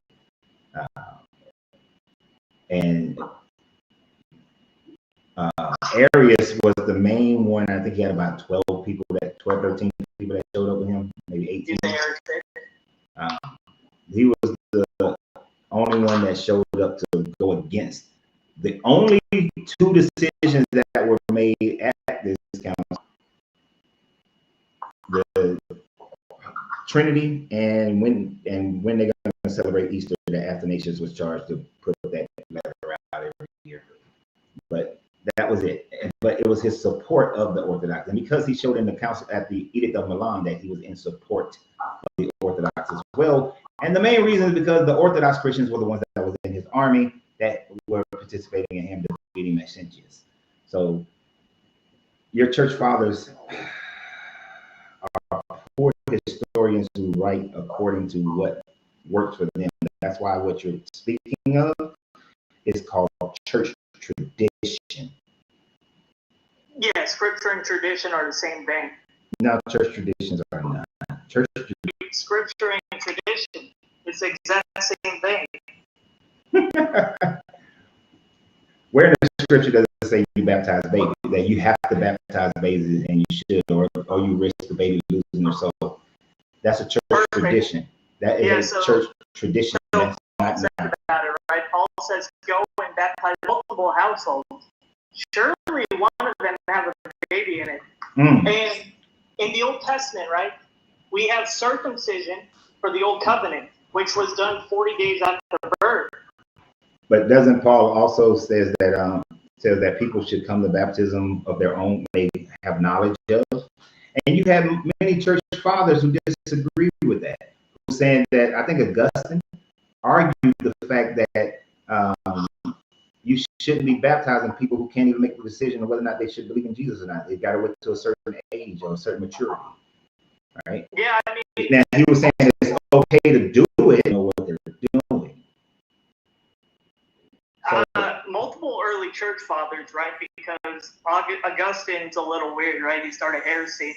But many early church fathers, even from the first century, says to baptize your child to bring them to the covenant of God. Now, the point I was getting at is the Old Covenant was circumcision, which was done 40 days after a child was born. The new circumcision is baptism, and 12 days after a child is born, they should be baptized. But yet Jesus never said anything about being baptized. As far as baptizing babies. He didn't speak about a lot of things, right? And he didn't say that you had to be baptized in order to go to heaven either. But anyway, we're getting way off subject. You want to go to John chapter 3? No, you made a big claim. No, we're getting way off subject. I'm not. You just made a big claim now. I retract my claim. We're going way off subject. Okay, well, I just want to throw something out. John 3 says, if I retract the claim and you're just going to go ahead and just start talking, we're not going to do that. All right? I mean, you made a claim. Okay, and if you made a claim and then you said you want to retract it, I would just shut up talking about it. All right, because I like to keep my show kind of on subject, and we have went way off subject. I mean, it was very disrespectful to say that they should have shot our church fathers from the very beginning. It's very disrespectful to justify that this guy has a right to just kill people who don't believe in him too. That's disrespectful as hell. More than because that, you don't read the context. No,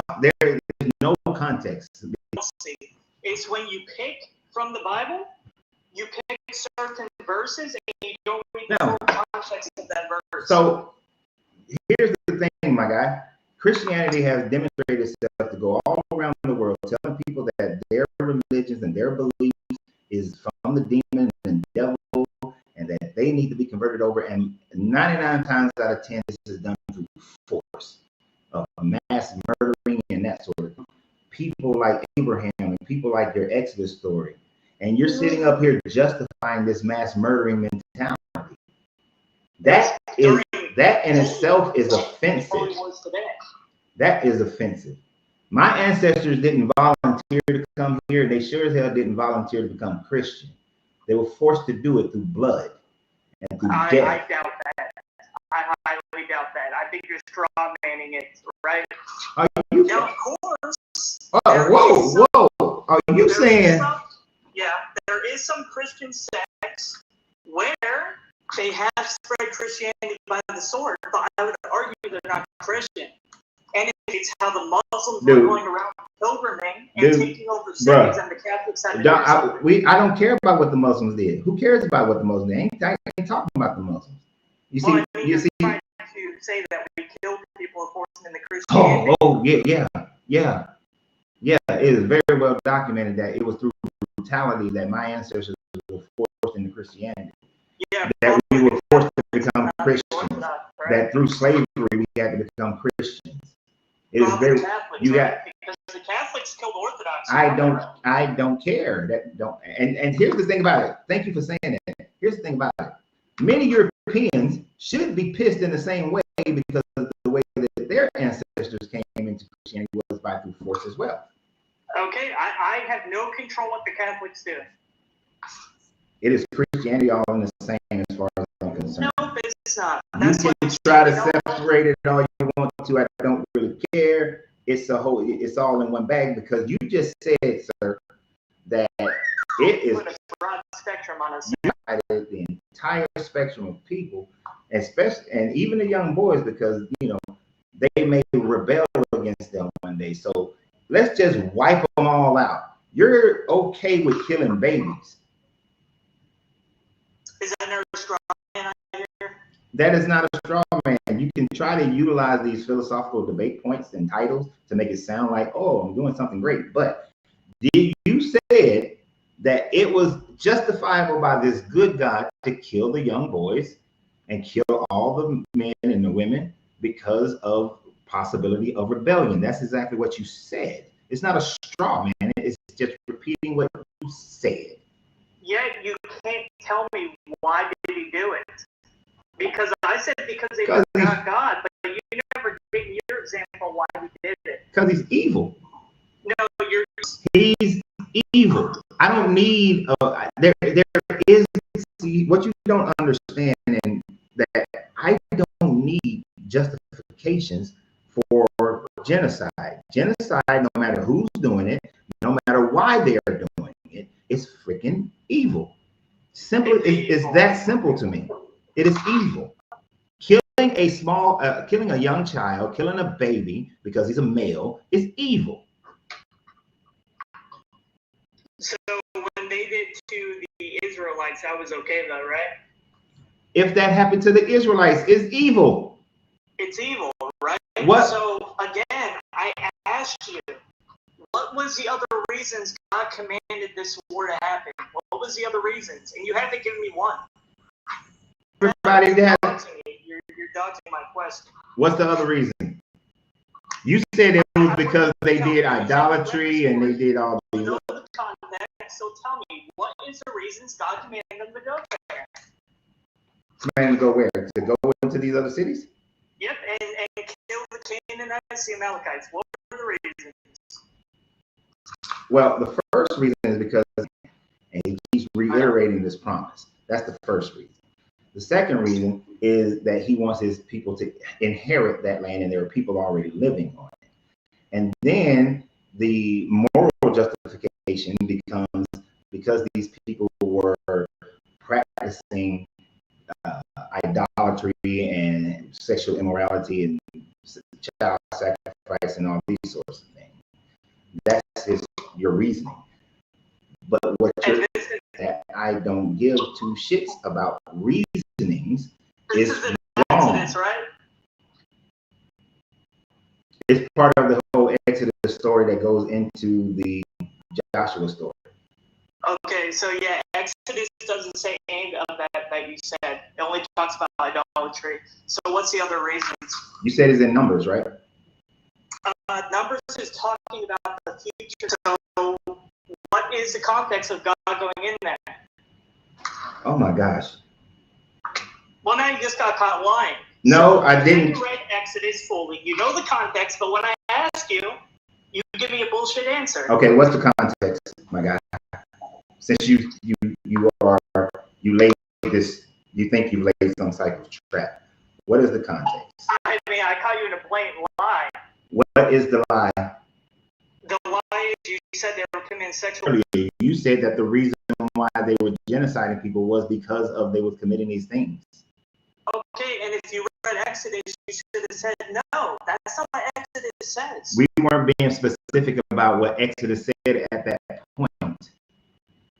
We were, because we're talking about the story of Exodus. No, we weren't. I was told them they fighting against, and I said I think it's the Ammonites about about killing the women, killing the baby, killing everybody except for the baby girls. So if you want to be actually correct about it, you just try to spin something into making it seem like I was telling a lie.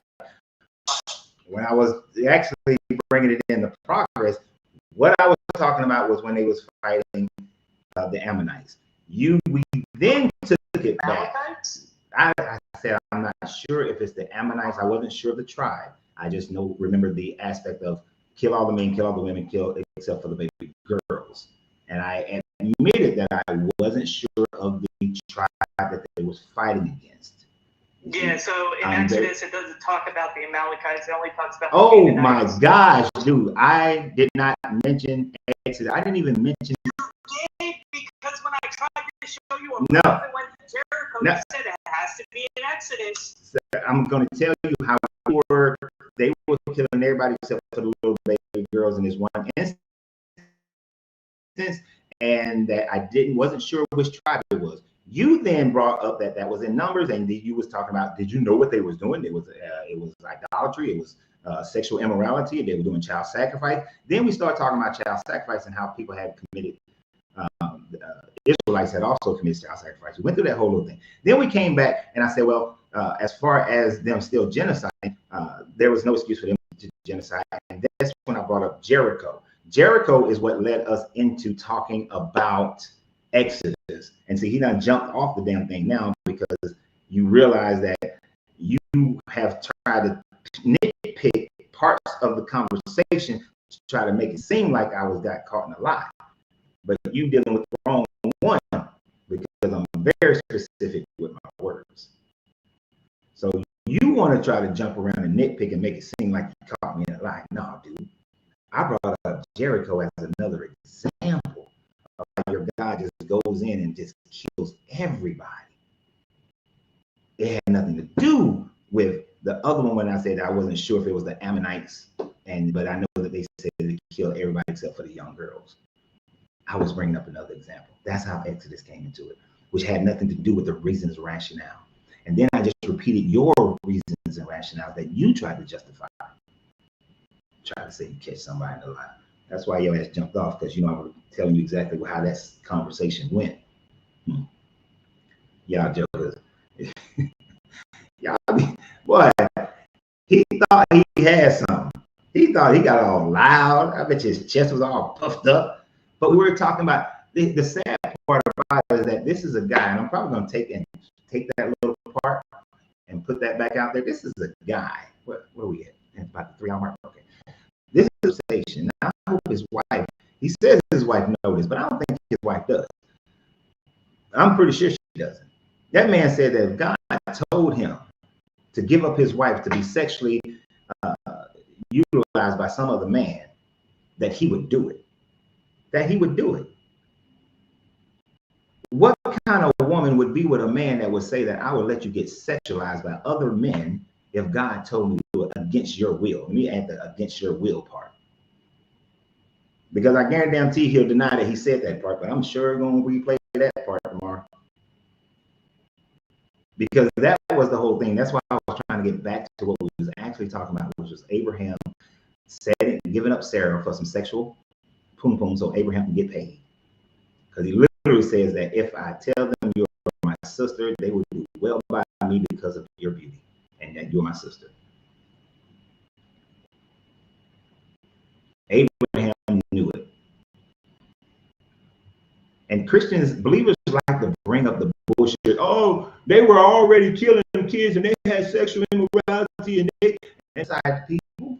That is no justification to go and genocide a little baby boy or a little baby girl or a woman who ain't got shit to do with all of that. That is no justification to genocide other people. And the fact that Christians like to run to that, oh, they were already doing this and they were so the fuck what? Do you know how much fucked up shit was going on in Christian countries? I bet you they wouldn't say that if I bet you that these Christians who are on here right now would not be saying that bullshit if somebody, hold on for a minute, Deconstruction. I guarantee these Christians who are saying this bullshit on my live right now, that they came to America and said that we're here to genocide everybody in America except for the girls who haven't known a man, because hey, you're already killing babies in America.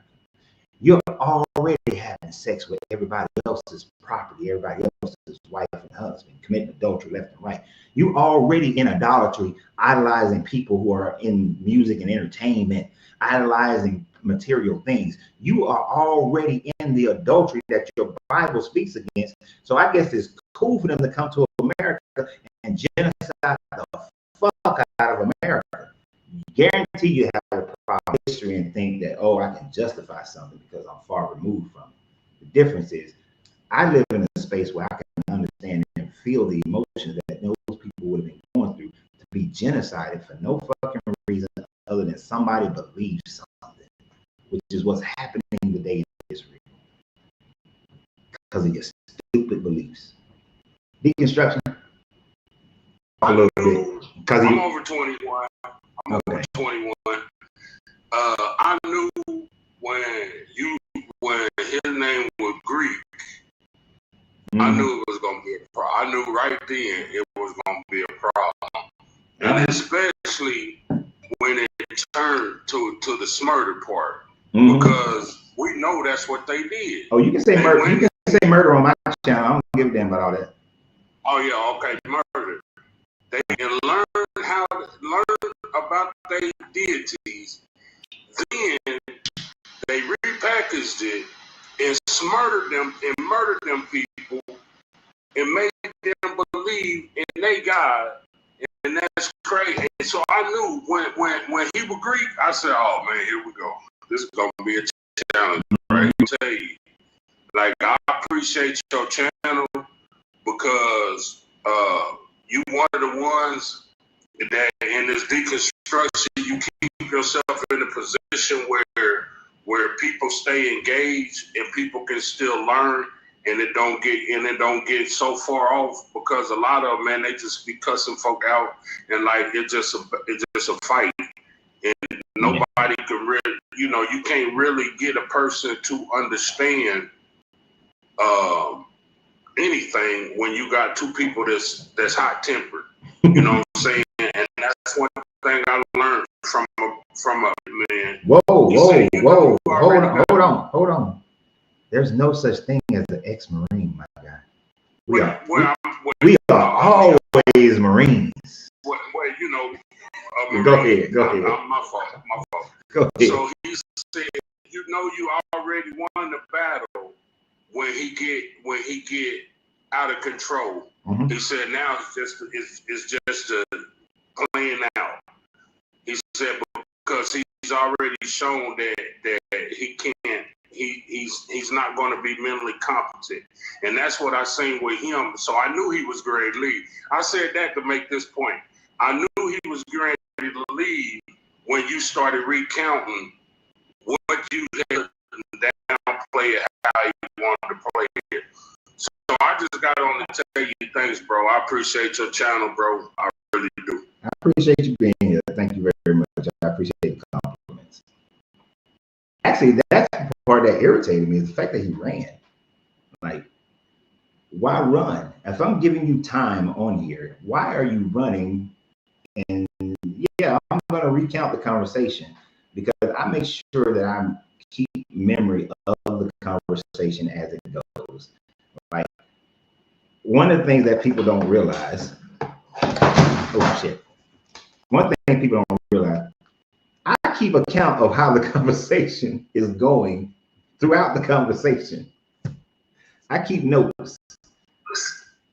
Right. So that kind of bullshit doesn't happen. And then, you know, and one thing you probably, if you've been following me for any amount of time, you also know that if I find myself to have made a mistake, I'll come out and say, you know what, I was wrong. You know, I have no problem saying I was wrong. You did that yesterday. You say you think you had said something and you realized that may have not been the account. So I know that you do that. Yeah, because I kept saying Nathan when it wasn't Nathan. Yeah. And it was Joshua Jacoshin, one of them damn names. I hate the names. But it was the third king after Jehoiakim that got banned from being on the throne, which is in the line of Joseph. But I kept saying Nathan. But I went and checked it, and yeah, I'm gonna come back and say that, hey, I said the wrong name. This is the right name. You know, it still fits, but it's the wrong name. And yeah, this dude, going through the conversation, once he realized that I did not say that, and he's seen, you know, that little light bulb was clicking, oh shit, let me run now because that's not actually what he said. And I just made this big grand raising my voice about how I caught you in a lie. And it's like, nah, bro, it doesn't work that way. Yeah, he'd be all right. He'd be all right because if he knew that if he stayed on the track that he was on, he was about to get squashed. You know what I'm saying? Mm-hmm. Because yeah, he knew. So that's why he tucked his tail and got up out of there because he knew. There's no justification, and that's the part that always, I'm like you, that's the part that always get me. How, like when you was discussing about David did what he did, and God commanded that 10 women be raped for David's sin, and then you hear Christians, they sit there and justify, that's sick, bro. You have no moral compass whatsoever. Then I heard it all when I heard the man say. Now I never heard one of them say, "If God commanded me to let another man do my wife, I'm gonna let her." Yeah, I mean that's effectively what Abraham is doing. I mean, the God didn't command Abraham to do it. Abraham did it on his own, but then the God supported the decision by punishing the other man and making him pay Abraham. So it's like you guilty by association. This God is guilty by association for what Abraham did, right? And Abraham is supposed to be righteous according to this book. Exactly. You know, if this God was a fair and just God, then he would have punished Abraham for his actions of lying about what Sarah is and allowing the Pharaoh to commit adultery with her. He was willing to punish Saul, so why wouldn't he be willing to punish Abraham? You see what I'm saying? Exactly. So, you know, Saul, what did he do? Oh, he kept some stuff that he wasn't supposed to keep. They went into that land, and he told them when they leave, don't take nothing. Mm-hmm. And see, that's how it works, though. That same thing happened in Jericho. One of the men in Jericho took some silver, I think, and then they killed his. They didn't just kill the man. This guy killed the man, killed his wife and family, and killed his servants, and killed all his animals for what that man did. Yeah, that's crazy. So as long as you don't take what this guy's stuff was supposed to belong to him, you good. But if you do some other fuckery like lying to people, then you good. As long as you're not lying about this God, I guess you'll be all right. he'll punish the other people. Like that's a behavior problem. Right, and that be the other sick part. Soon as you on the topic where you discuss stuff like that, they want to say, "Oh, you want to pick and choose," but then they go try to pick and choose, and then they try to tell you like you know, they got you playing jacks and all kind of stuff. I'll be like, man, y'all need to quit, but like, yeah. If you're gonna look at this thing, you know, with an open mind. But they don't want to look at it with an open mind because he knows, like from where he from, he already know what it is. Mm-hmm. He can't not know. Nah. So that's crazy, bro. I appreciate you. I appreciate you, big bro. Nah, And appreciate you too. where's your thing at? Where's your you? Okay, yeah, I love Texas. I need to make a trip there. So because I love Texas. So you go do you follow me on YouTube or Facebook? No, give me your hold on. What's your YouTube page? So it's the handle is at Coach Renz, RENZ, and number 33. So at Coach Renz 33. Of course, the channel is called Deconstructing Christianity. But if you go to this video or any of the more recent lives, then you'll see the link to the hotel reservations in the in there. And I'm not asking for anything. It's just the hotel reservation. Just get here, hotel. There's free breakfast and there's free supper every day that we're at the hotel. So it's free food. Yeah, I got it. And then only one place that we're meeting up is a $15 Uber ride away. And that $15 can be mitigated by people sharing with each other. Every place else is walking distance or in the hotel. Okay. Yeah. I definitely gonna go on there. Yeah. And I'm gonna go on there. Like when I listened yesterday and you was mentioning, I was working, so I didn't get a chance to write nothing down or nothing. But you know, I'm working from home today, so I said, let me that's why I wanted to ask too. Oh yeah. Yeah. I love Texas. So do. Yeah, come on. The weather be great too. Where you coming from? Georgia. Oh, what about? Woodstock. Black man couldn't be in Woodstock. Yeah. Couldn't be in Woodstock. Are you from Georgia? No, I'm from Missouri. Oh, okay. No, I grew up in Marietta. That's why I was asking. Yeah, I'm from Missouri. Yeah, Kansas City. Okay. Yeah, I grew up in Marietta, so I know exactly where you're at. Well, I ended up out this way because I got a renovation and remodeling business.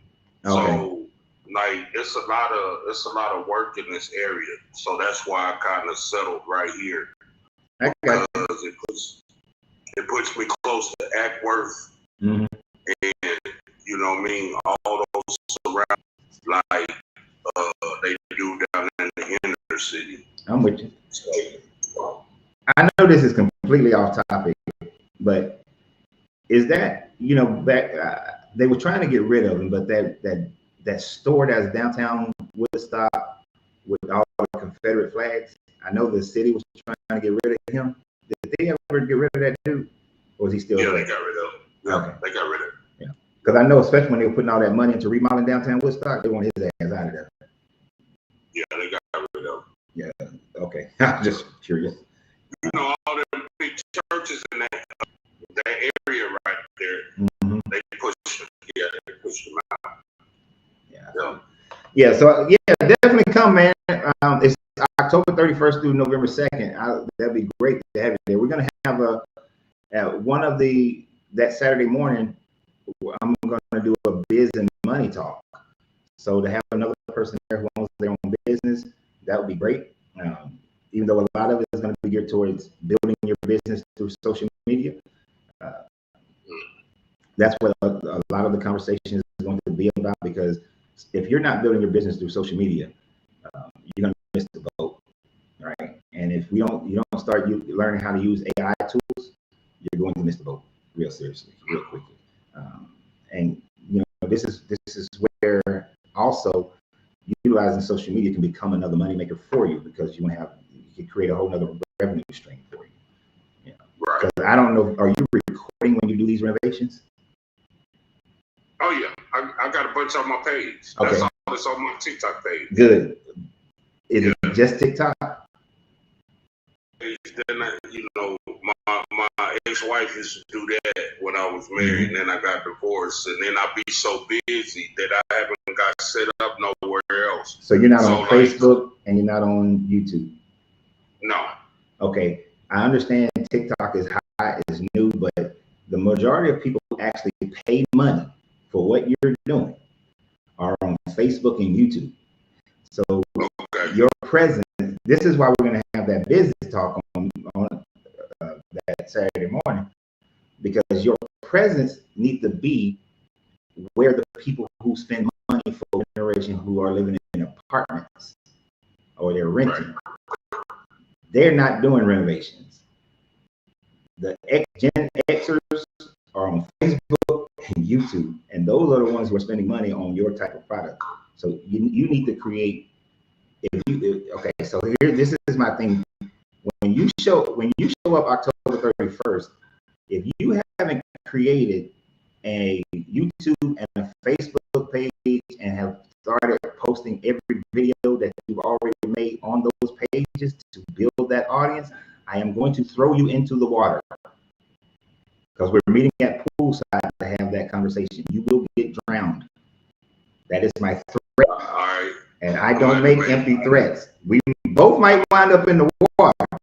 Your ass is in there. I'm about to make sure I do that, man, because like, I'm 7 foot tall, so I ain't gonna be, 10 foot. I'm gonna still be close to the top, so it's all good. You 7 foot tall? Yes, sir. That's even better, because that means I can get at your legs a lot quicker. Your ass is going in the water. You gotta be on Facebook. And if I have any questions, I'll see what it would cost me to get your assistance. Okay. And because I'm not real computer literate, that's why my ex-wife used to do all that stuff. And I've been saying that I need to do it, and I just haven't had time. Yeah, you missing some money. To make time, especially before I come down there. Yep, got to make some money. We got to get our money up, because if Christians start to see that people who have walked away from Christianity are suffering financially, then right. So it doesn't sound the way most people would like for things to sound, but our lives, we have to demonstrate that our lives have gotten better, other than just the emotional part that's gotten better, the stress part that's gotten better. There needs to be a physical aspect of our lives that's gotten better. And money and health and relationships are the top three. That makes people, those three things will actually make people start questioning their religion and questioning what they've been receiving from it, because everybody has a level of return on investment that they have to have. Right? Yes, sir. Yes, sir. So that's the purpose of having that talk on that Saturday morning around 10 a.m. That way everybody can get some breakfast, and then we can meet up there and have this conversation before we move to our next spot. Okay. Okay. But I'm about to get off here. Definitely let's go. I mean, if I run into a run, I'm gonna hit you up, and then we'll discuss it after that. Okay, no problem. I'm gonna let you get back to it. But I just wanted to let you know I appreciate you, big bro. Like you one of the real ones, bro. Because even through your frustration, to where it doesn't take away from what you're trying to do. So I appreciate it. Thank you. I appreciate the compliment. All right. Yes, sir. All right. So enjoy the rest of your evening, sir. You too. Thank you. 3 hours and 24 minutes. Remember, we're meeting in San Antonio. I know we just discussed it with my man here. I want to thank everybody who supports the channel TikTok who gives gifts on TikTok, everybody who supports through Cash App on, because you can see it right there. I know y'all can't see where I'm pointing, but I'm pointing on the other camera. Thank you for those donations. Y'all know those donations right there go straight to cigars or stuff for my wife. But for everybody who's a member, everybody who's a subscription holder, thank you very much. I appreciate the support. Click on the link to the hotel, get your reservations. If we got the discounts leave after September 29th. So you can't wait till October to, you can still sign up in October. You just won't get the discount in October. So you want to go ahead and get that discount now at the Drury Plaza, downtown San Antonio. So y'all have, so that's it for today. Tomorrow I will see you guys tomorrow at 12 noon Eastern Standard Time. That's when we talk, 12 noon Eastern Standard Time. And always remember, you have to share all the videos that I'm going to make today and every other video that I make. Yes, I need some sharing. We need to share. The algorithm has changed. The algorithm now moves based on your, not just views. Views actually are not personified as much. It is shares, likes, and comments that moves the algorithm more so now than how it was a year or 2 years ago. So share and comment, like, share, and comment. So I appreciate you guys, and always remember, you have to free yourself to be yourself, because your greatness is not negotiable. Good journey.